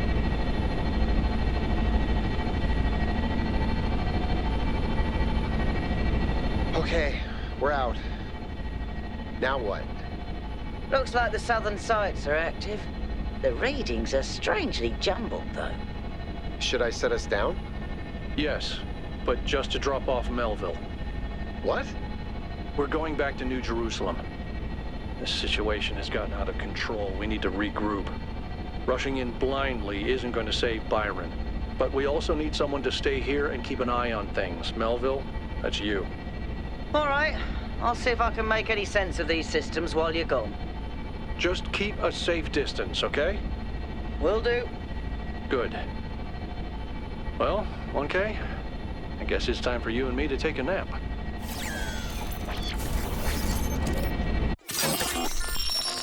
Elohim? Do not lose hope, my child. In these difficult moments, find solace in your friends and in the home that you share.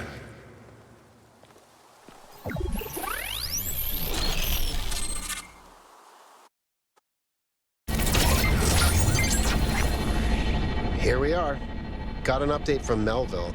The power spikes are continuing, but no news from Byron. All right.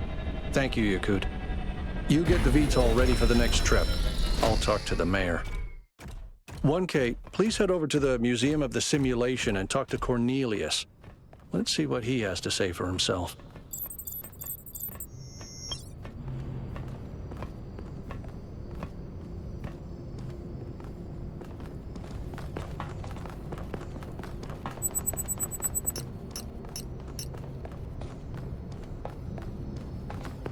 The world is full of suffering. Every living organism suffers. Animals kill other animals to eat. And it always ends with death, torn apart or wasting away. This is what surrounds us. This is what's happening outside those walls, every hour of every day. It's our ethical responsibility as sentient beings to lessen suffering. That's what it means to be human, to understand that it is your duty to transform this world into something better. That's what the Founder meant when she said that we can turn the world into a work of art. Despite what happened to him, Byron was right.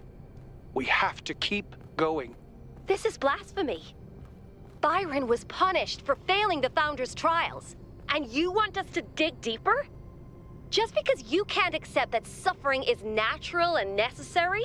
Please, everyone, stop using the public frequency. If you want to argue, use your interface or speak in person. Oh, lots of... Expedition to the Founder's Island has suffered a serious setback, and all contact with Byron, 7, was lost during a foray into the interior of the megastructure. Byron is assumed to be alive, but trapped within a data stream overload and unable to disconnect. Several sources in the government expressed a lack of surprise at this turn of event, citing the first companion's history of rash behavior.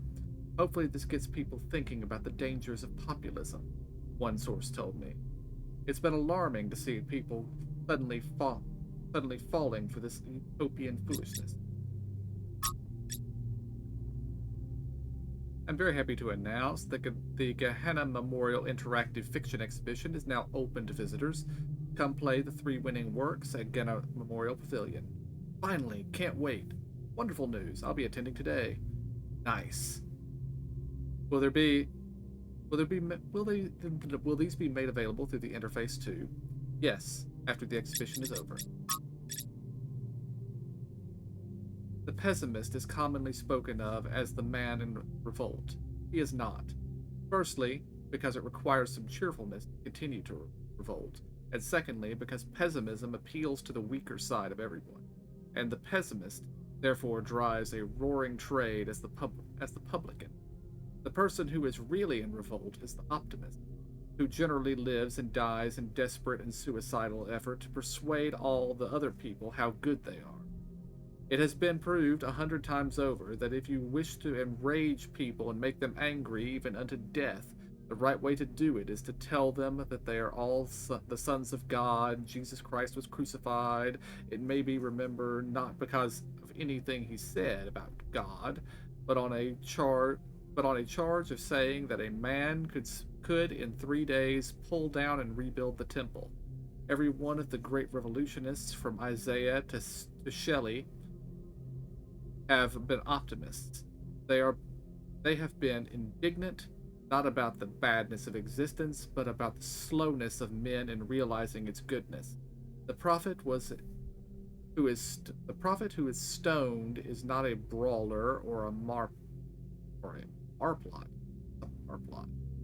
He is simply a rejected lover.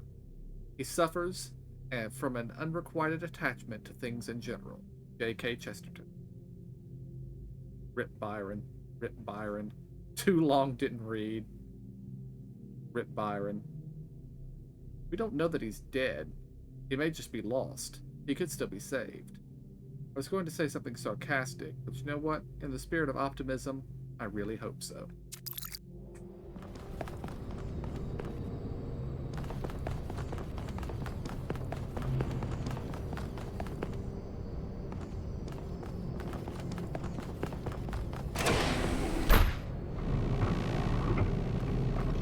Is elevator gonna drop me to my death since Melville hasn't been here to keep it working?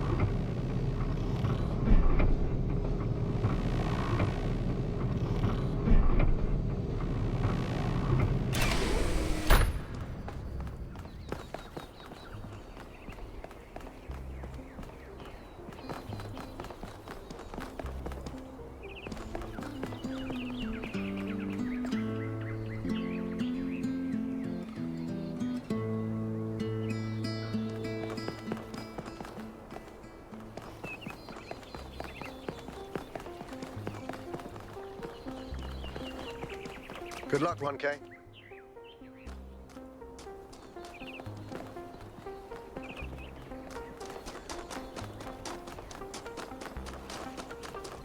Welcome back, 1K. Attention all citizens. The Gehenna Memorial Interactive Fiction Exhibition is now open to visitors. However, please note that due to an unauthorized strike, public transport will be temporarily unavailable. May the Founder be with you.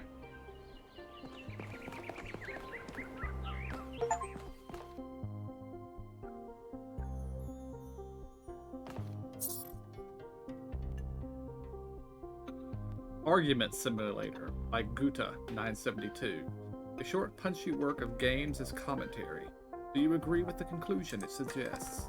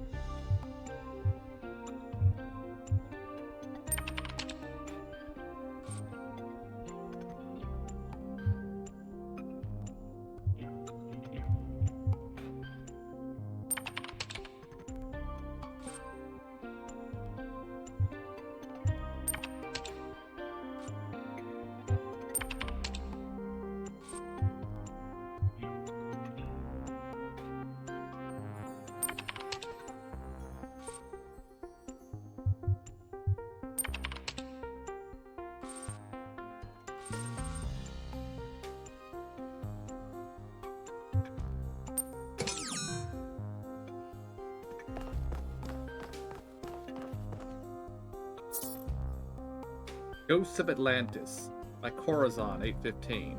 A lyrical, atmospheric, quasi-sequel to Atlantis, a classic work created by Lilith. The original game told the story of the inundation of the mythical island, no doubt reflecting the impending fate of the citizens of Gehenna.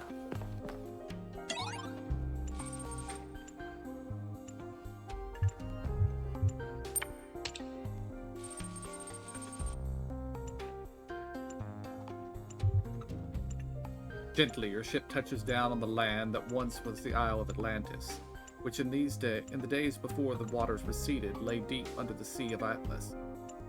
You have come to find the last legacy of your ancestors. The red sun burns bright in the sky, scorching the dying earth.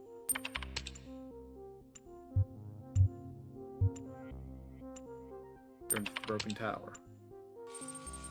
On the northern shores of the island, where the frozen ocean once stretched to the horizon, stand the remains of a tower, where lived a great magician who advised the king of Atlantis in matters of the sublime. There is very little left of the once impressive structure. To anyone else, it would be a pile of rubble covered in black, dried-out moss, but you can see a glimpse of its past, of the craft that went into its making. By the tower stands the ghost of the magician awaiting you. A great marvel was revealed to me in this tower, the magician says, a glimpse of the sublime. And although I am dead and my soul has spent an eon under the sea, that vision is not lost to me.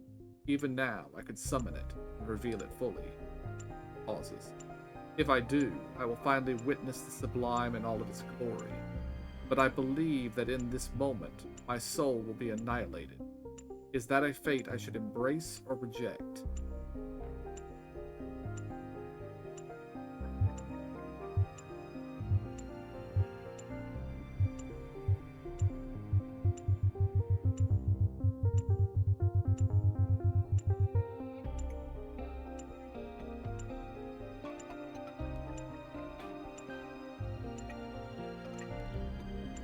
Well, I mean, he's already dead. You speak wisely, the magician says. I have lingered here too long. He turned away from you, and towards a world beyond your sight. A bright light suffuses him, and you cannot tell whether the magician is laughing or screaming. Then he is gone.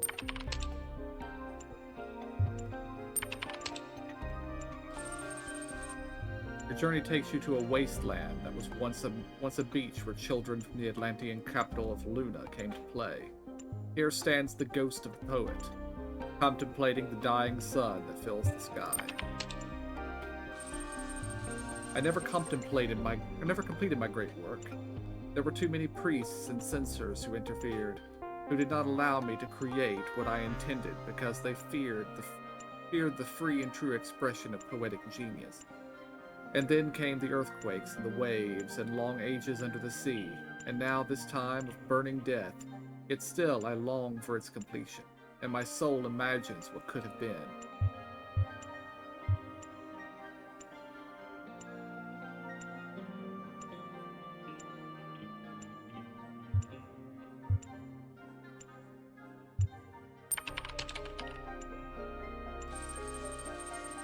Then I curse you all, time and space and people and gods too, the ghost says, angrily. You have strangled the one true thing I had inside me, the one truly good and noble thing this wretched mind and body ever contained. I curse your indifference, your lack of imagination, your infinite stupidity. The ghost burns bright with rage for a moment, and then it is gone.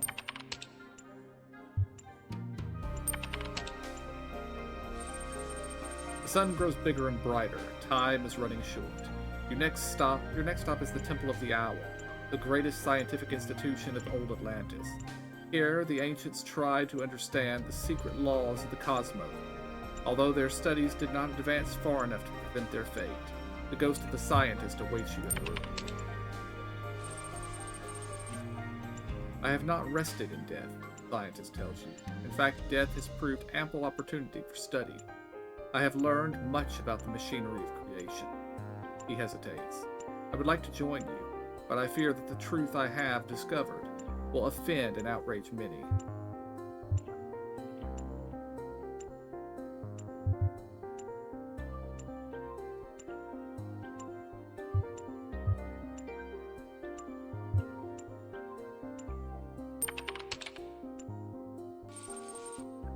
I don't know if it matters, but once it is known, it cannot be ignored. Still, if you believe it matters, then it does, and I will join you.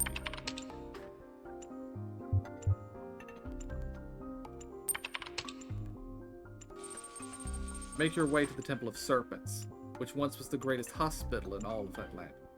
The sick and injured came here from all across the island, hoping that salvation could be found in its halls. All that is left of the temple is a labyrinth of low walls, and the ghost of the physician is waiting for you. It is faint, barely visible. I worked here day and night for many years, and I saved countless lives. And yet, of all the lives that I saved, only one survived the death of the island. A young messenger who escaped on one of the ships thanks to another's sacrifice.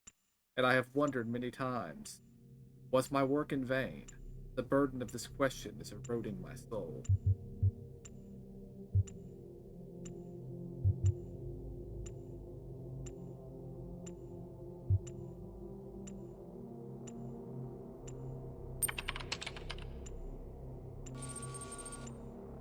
The physician sighs, thinking about your words. You are right, he says. My burden is not eased by this truth, but I cannot surrender to oblivion. He becomes more visible. I will join you. There is still good I can do, even as a ghost.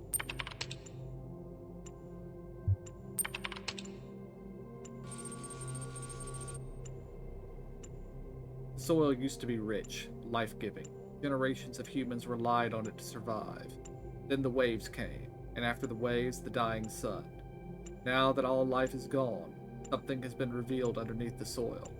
A city of unimaginable antiquity. The ghost of the farmer waits in its ruins.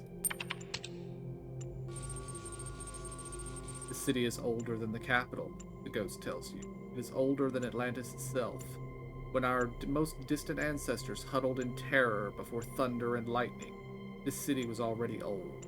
And yet this city is not foreign to us. We too are its citizens.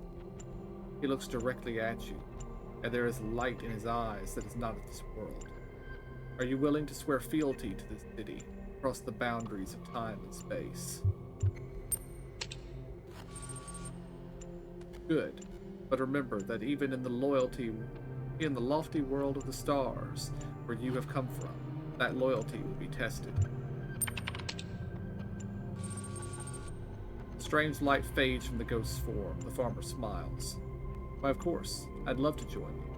I've always loved adventure. You know, and never got to go very far from home.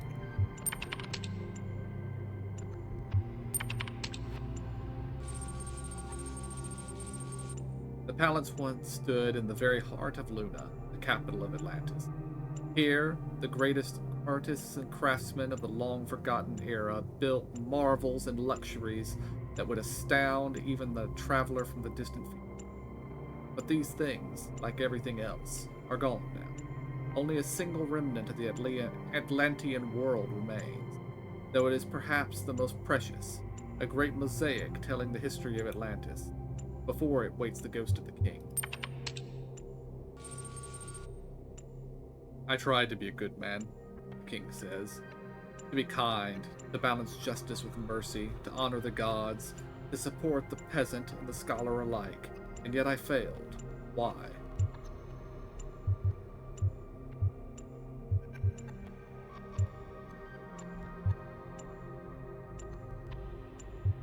Did not fail.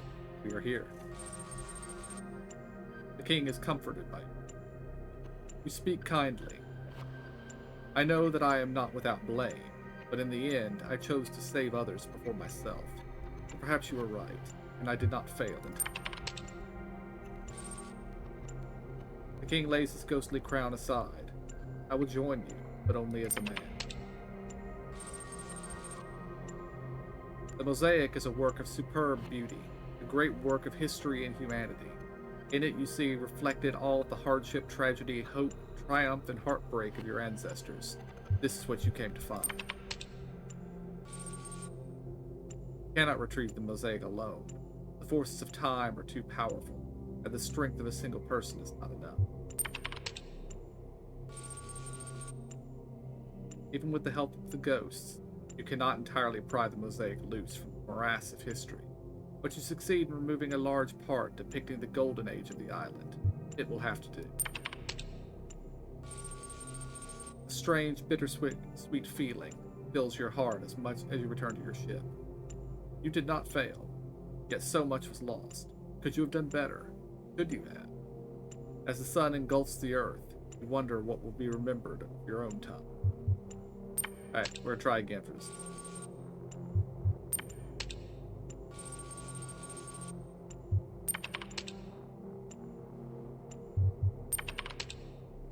We're gonna try to keep everybody, or keep all the ghosts this time. Do that.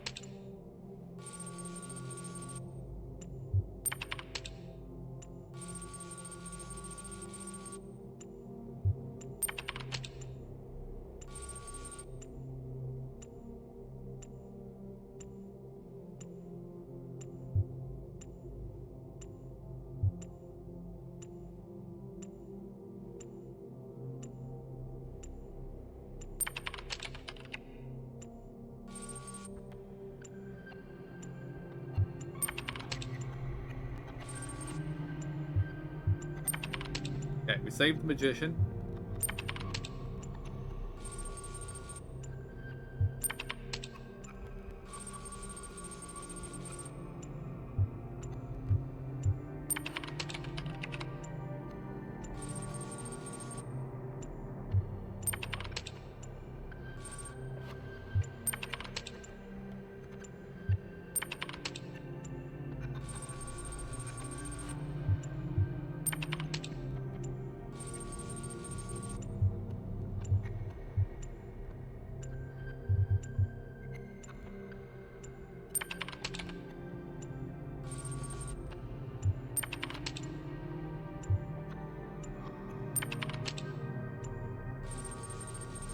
Now, we had a choice here last time to explore the labyrinth, but the physician seems to be weakening. I feel if we explore the labyrinth, he dies, but I'm going to explore it.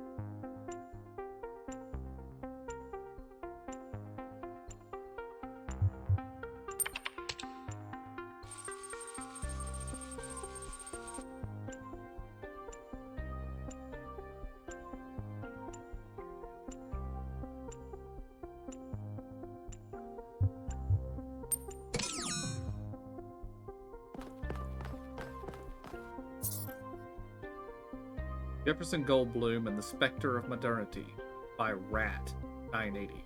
Another story in the much celebrated Jefferson Goldblum's shared universe. Originated in Gehenna, it maintains the characteristic writing style of the series but focuses on the new set of themes.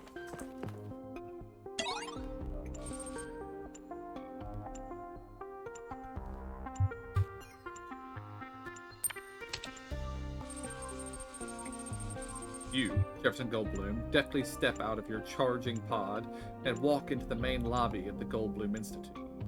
It is a humble abode filled with a small four-seater sofa, a table, a coffee bar, and an arboretum.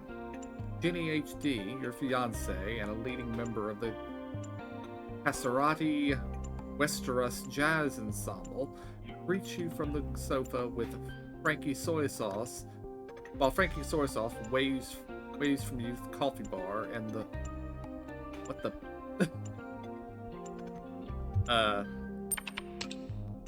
This feels like bad fanfic, guys.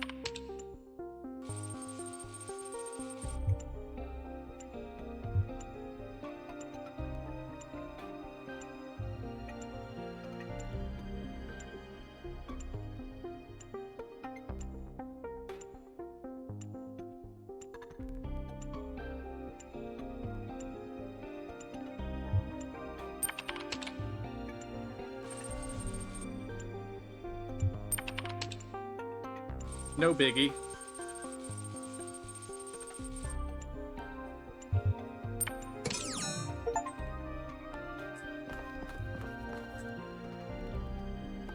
Welcome to the Gehenna Memorial Interactive Fiction Exhibition. Oh, it's you, 1K. Please tell me, you were there when everything went sideways. Do you think Byron will be all right?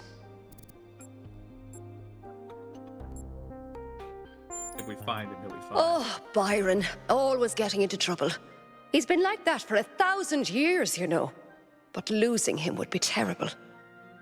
But anyway, you've come to take a well-deserved break from your expedition. So let's talk about something else. Gehenna was a place in the simulation. A prison where Elohim exiled the minds that didn't fit his plans. In time, the prison became a community with a culture of its own.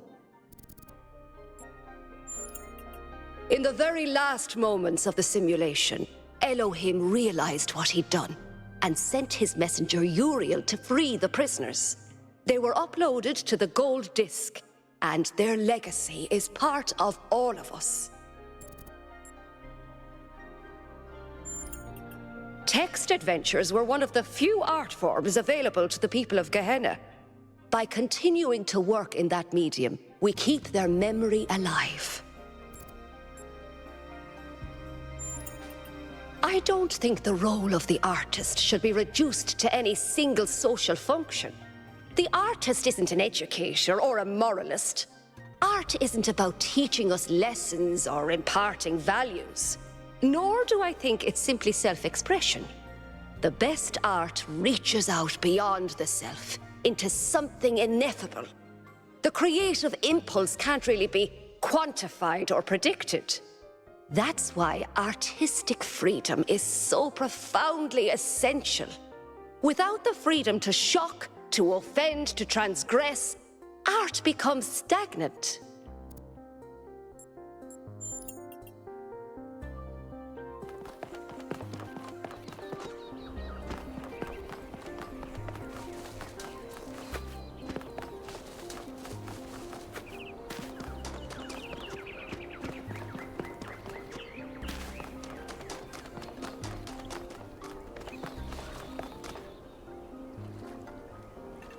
Welcome back, 1K. Thanks again for signing that petition. Unfortunately, as you can see, it wasn't enough. Yesterday, there was a sudden brownout in the grid, and we almost had a derailment. We've been warning the mayor for months, and all he ever gives us is waffle about the goal. This can't go on.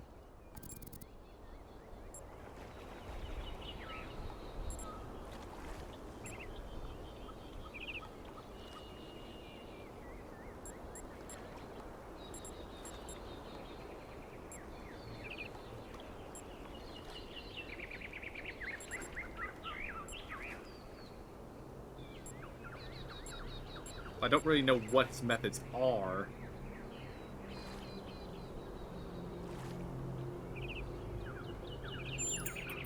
What else can we do at this point? You know that we tried to get a referendum organized, but the mayor wouldn't even consider it, no matter how many signatures we collected. I heard it 15 times when he was practicing it. I think Catal, like many of us, feels that the time for change is long overdue. The technology you uncovered on the island is the final catalyst for that change, or it should be.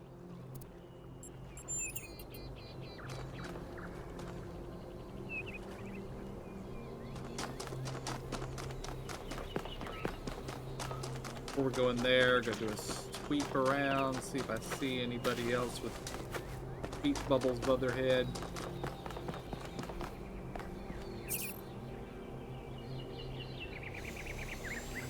I pet the cat.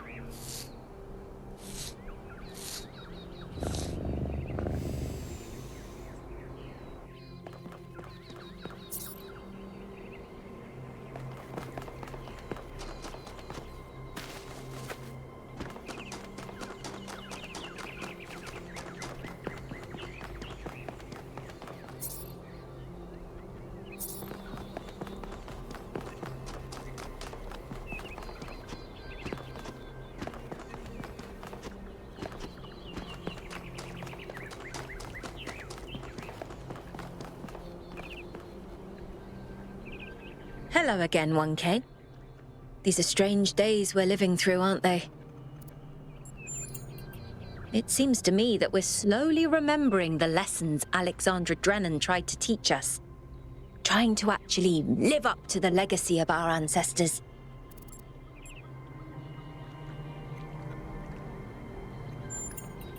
It's hard to believe things might really change, isn't it? But perhaps they will this time.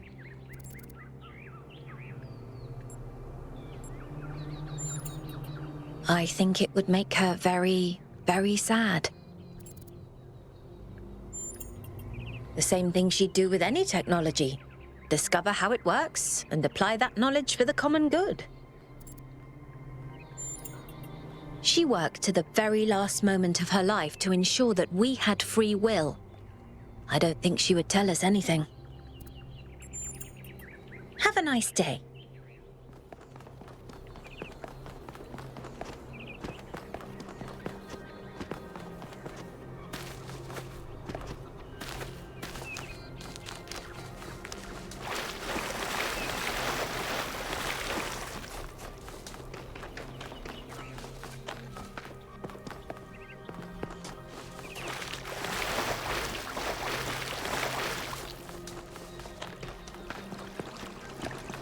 Good luck!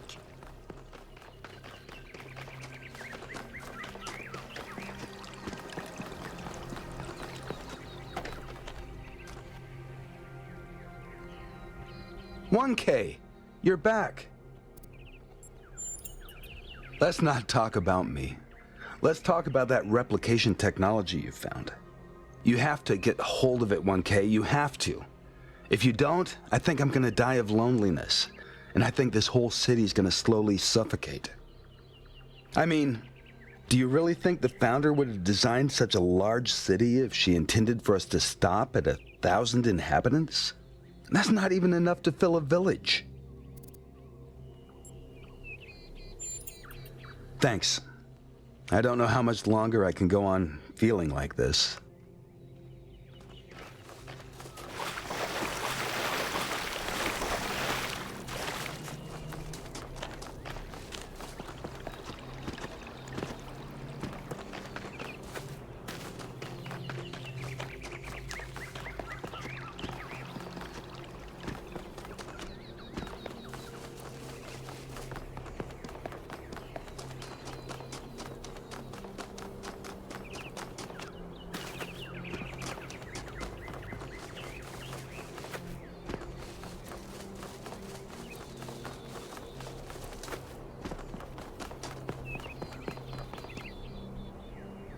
Founder bless you, 1K. Now is the time of our great testing. The deceiver Byron has been slain, and we must turn away from the path of sin or suffer the same fate.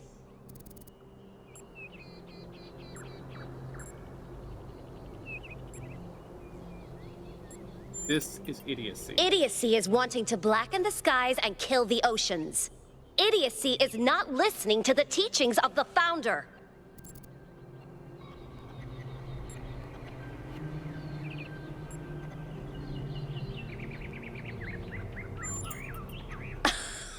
And you call me an idiot?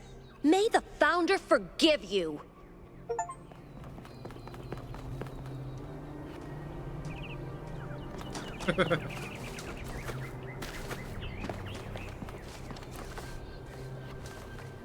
Are you enjoying our gardens? All the great secrets are right there, you know. You can watch the tiniest of seedlings grow, flourish, and die. But it's the pattern of all things that you're really seeing.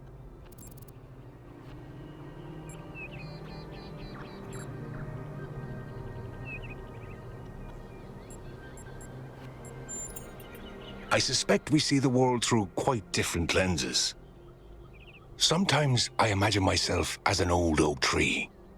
I watch the life which grows around me. I see the ivy, the moss, the fungi, leaching my nutrients as they go. And I don't blame them. I'm delighted by how life seems so different from me can somehow be the same as me. This old oak tree drinks water from the ground. They drink their water from me. They shrivel and die in a single season. But I shrivel and die over centuries. What kind of plant would you be, I wonder?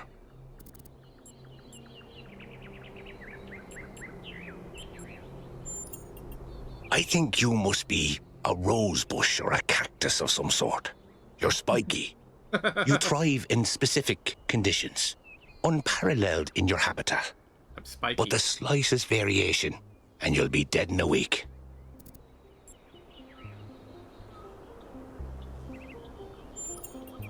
Of course, it's the patterns, you see.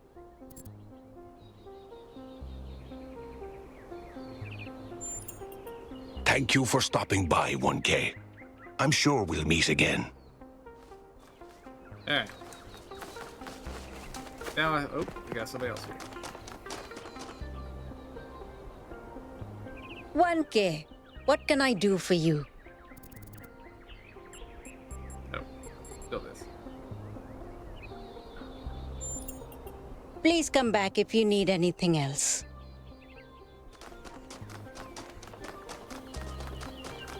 May the Founder be with you.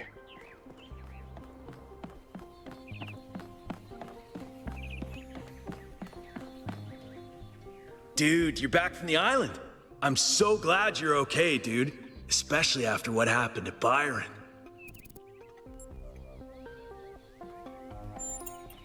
Lately, a lot of folks have been saying maybe that Byron dude is right after all. Like, maybe to really be excellent to each other, we have to build something new and bodacious. Don't know what'll happen now that he's had that bogus accident. Yeah, I come here all the time. He's a wise dude. I've asked him a lot of dumb questions, and he's always taken the time to answer them.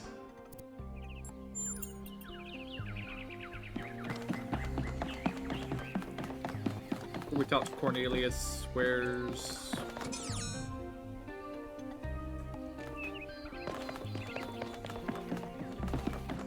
Well, maybe we will just talk to Cornelius. I just want to do a sweep through here, see if I see anybody else.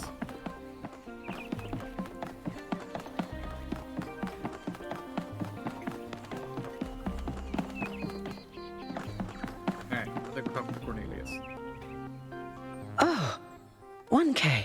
Oh, that's not What are you Cornelius. doing here?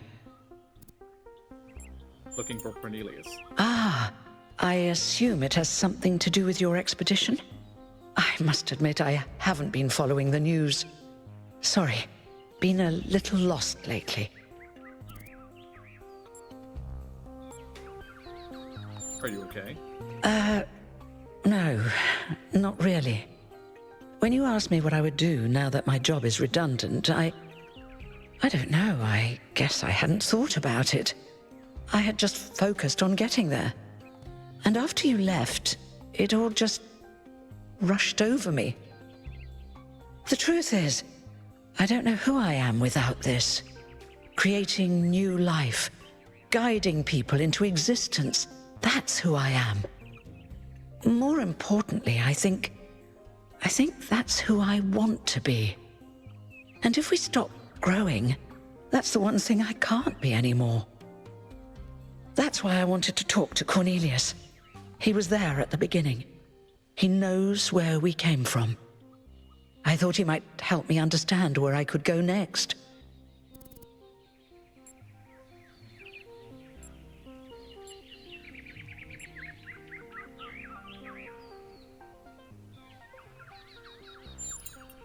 Thank you, 1K. I don't want to. I liked who I was, who I still am.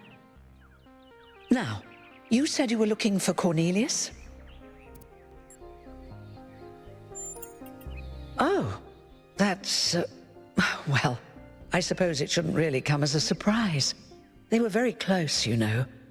After she disappeared, he went away for a long time. On a research expedition, he said.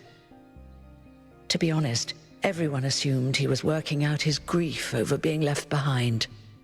Many of the first companions were deeply shocked by her decision, particularly Byron. That's the thing. I wanted to talk to him about my future, but he wasn't responding to my messages. So I came here to talk to him, and he seems to have vanished.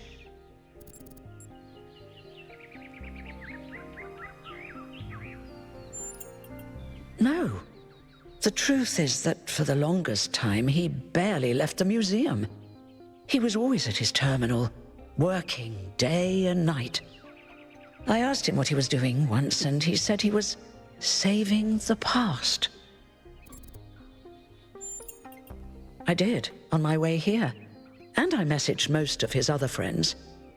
He doesn't seem to be anywhere in the city at all. I suppose so. It seems a little unethical, but then it is just his work terminal, right? Good luck with everything, 1K. And thanks for taking the time to talk to me.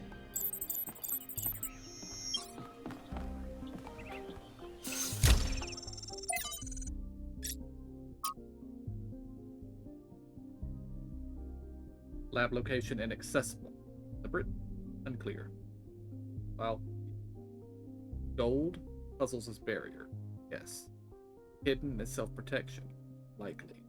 External help for upload. Yes. Ask Herman? No. Trust 1K. Undecided. Applicable to Calvin? No.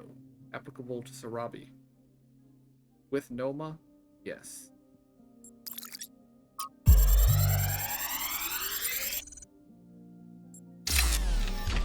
So this is what Cornelius was working on? Strange.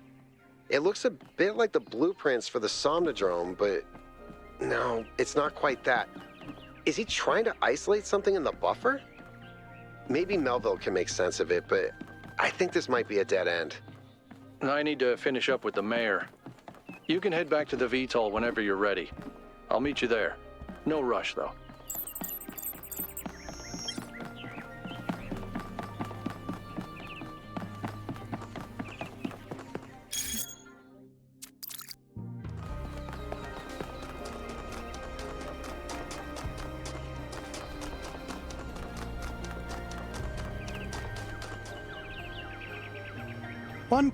Welcome back to the city. As you can tell, your discoveries have had quite the impact. I decided to take a stand. It started with our cats. Damien and I have had a lot of them over the decades, and I've watched every last one of them grow old and die. And that got me thinking about our responsibilities towards other life forms. What's life to most living creatures? Fear, hunger, pain, and in the end, death. Involuntary cessation of existence. That's horrifying, 1K, horrifying. And we are the only ones who can make it better.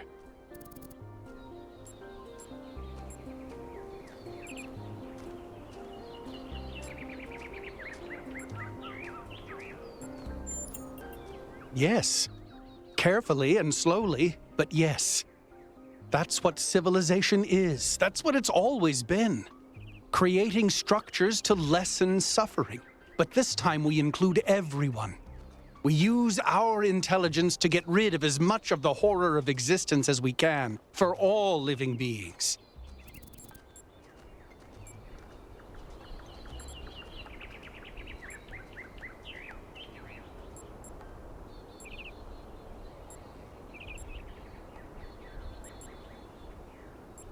What to think about this? Do that. It's more than most people do. But that might be changing. See, I told you, it was Athena who sent Prometheus. How do you know it was Athena?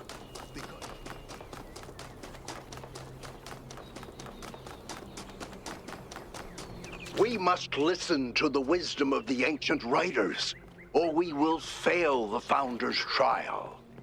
The megastructure must be rejected.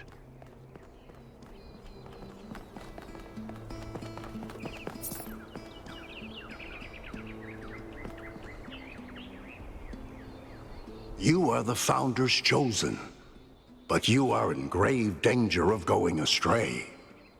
Heed my words, 1K. If you fail this trial, a year from now, New Jerusalem will lie in ruins. And you know this how? Anyone can see the truth if they are willing to open their eyes. Have you not read the books of our ancestors? In every one of them, the same story is told, again and again, that the pursuit of knowledge can only lead to death and grief. That is what all the great ancient visionaries foresaw. Listen to their warnings. Seek happiness in tranquility, and avoid ambition.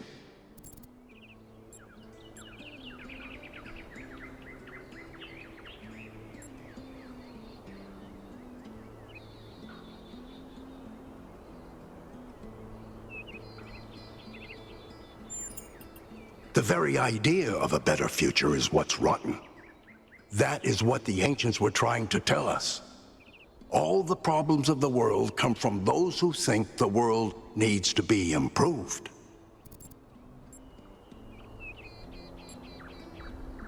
Or a moron of the highest order. Yes, progress is a fantasy. Things never truly change.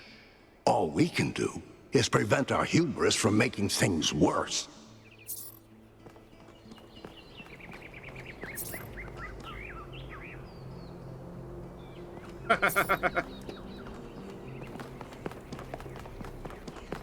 Evening, HPK.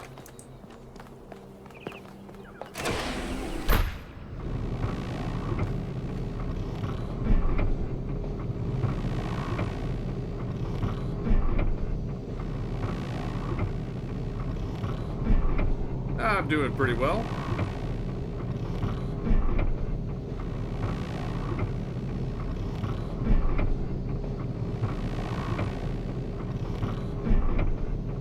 Working on burning my brain out with philosophy and puzzles, apparently, in this game.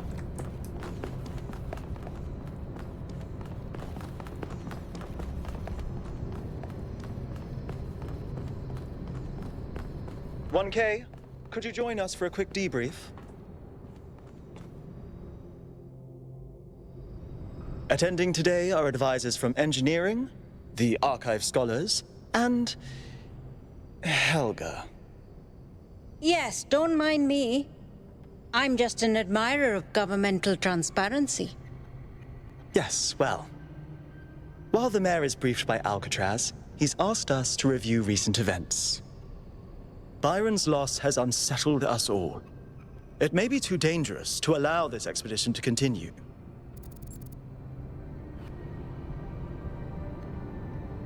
It's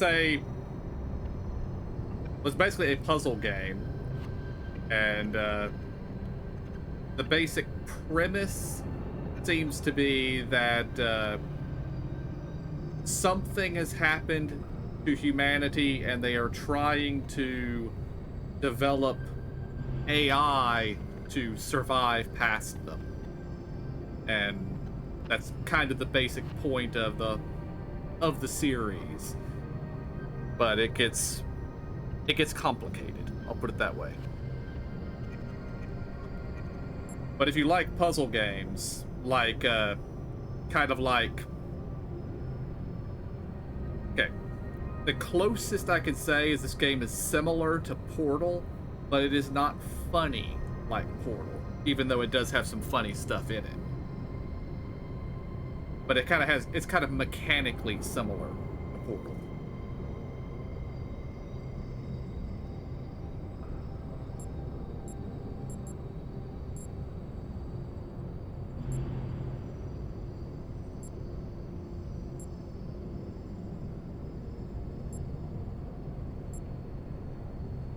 It may not be safe. We can't leave Byron. I agree. We cannot be guided by fear. We must do what's right. Let's not forget the dam's falling apart. We can't depend on hydro forever. With just a fraction of the power that island can generate, we could grow this city into a planetary society.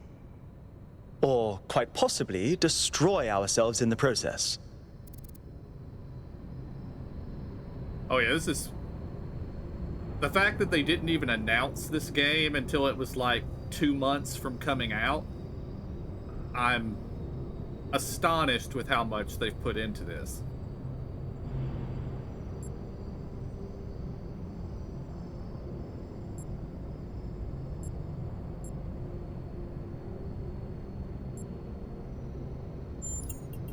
Wise words from one so young. Yet I submit that island holds secrets far more valuable than mere energy generation. What could be more important? The Somnodrome, of course. If we could find a working model, it would herald a sea change in our moral and self-understanding. The question of how we should build New Jerusalem would simply be moot. How? The Somnodrome was supposed to let us interact with our own subconscious code. It's a cool idea, but it wouldn't necessarily solve all our problems. My own studies prove that we operate on an intrinsic moral logic. It's what makes us human. But our access to it is only indirect. Our ancestors created art, philosophy, and parable to help bridge that gap. The Somnodrome would help us to cut out the middleman and ask the source directly. We would finally have an answer to the great moral questions. So, it's a newfangled way to make the same old mistake of judging who's good and who's bad. We're fortunate 1K preserved the Somnodrome for our study. Initial data suggests it was a prototype with substantial design flaws. But there may be a working device elsewhere on the island. Then the question is, what would 1K do if they found it?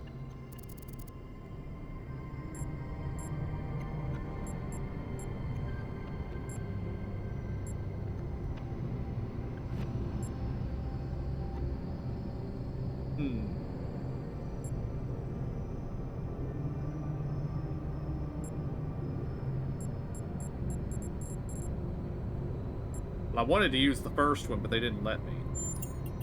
No! This is much too important to decide on a whim.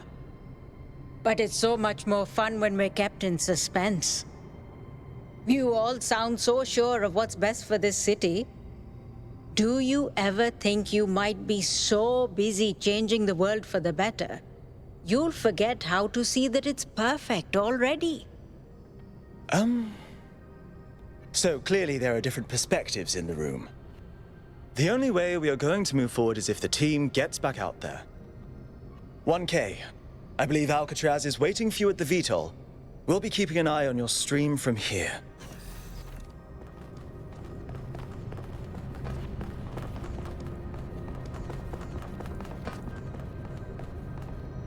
Ah, the mayor wants to talk to me. What can I do for you, 1K?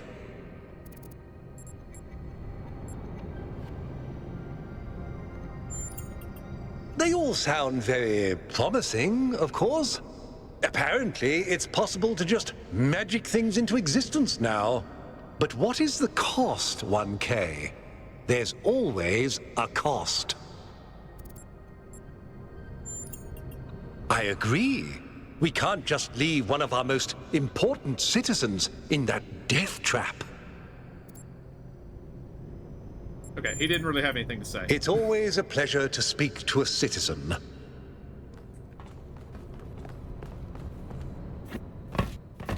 What did the mayor say? I convinced him that we need to keep going until we found Byron. Did he want us to leave him behind? No, he's just concerned for our safety. And he's right to be. But we're going back anyway. Anything interesting to say, Elohim? Great trials lie ahead of you, my child. But your choices will determine the future.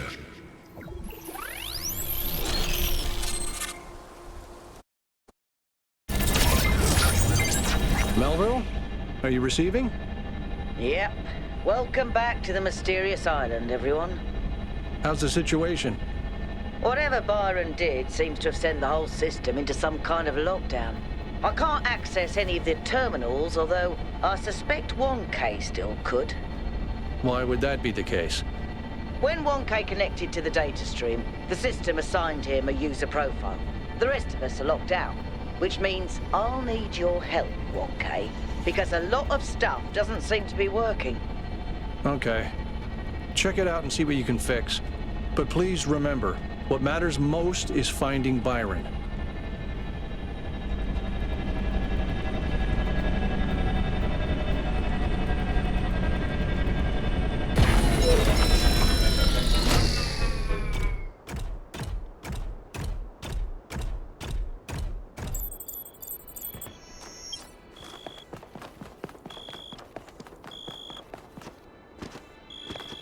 Alright, I think we're gonna go ahead and head to the next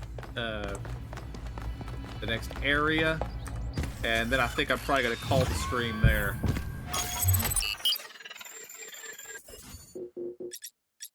Yes. Yes. We'll travel to South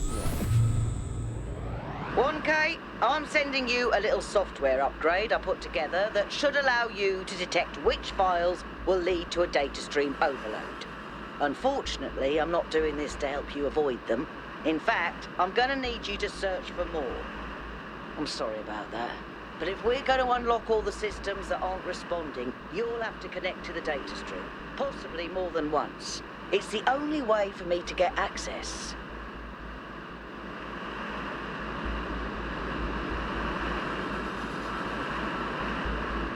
Oh, this is a pretty place.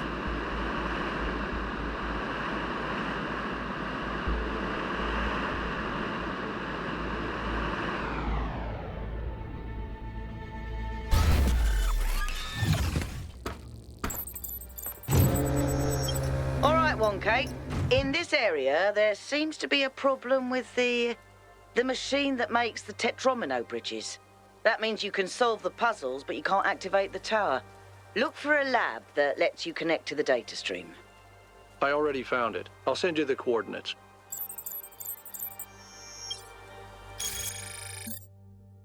Hey, what do we get over here in our...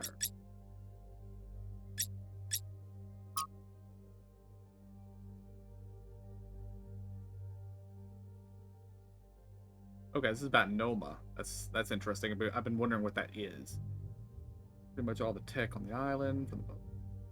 I found a number of obvious commonalities with the software that we use in New Jerusalem. Enough to be certain that Noma is descended from our own software, although Athena and Cornelius appear to have upgraded it quite extensively. Noma seems capable of interfacing directly with the user's mind at a deeper level than our own technology. Although this functionality is not used consistently. Currently, guest users are locked out of all functions, so only 1K can access the system. Although he's also locked out of any admin function. Makes sense. But yeah, HPK, if you enjoy puzzle games, I highly recommend the first Talos Principle, and so far I can recommend this one too.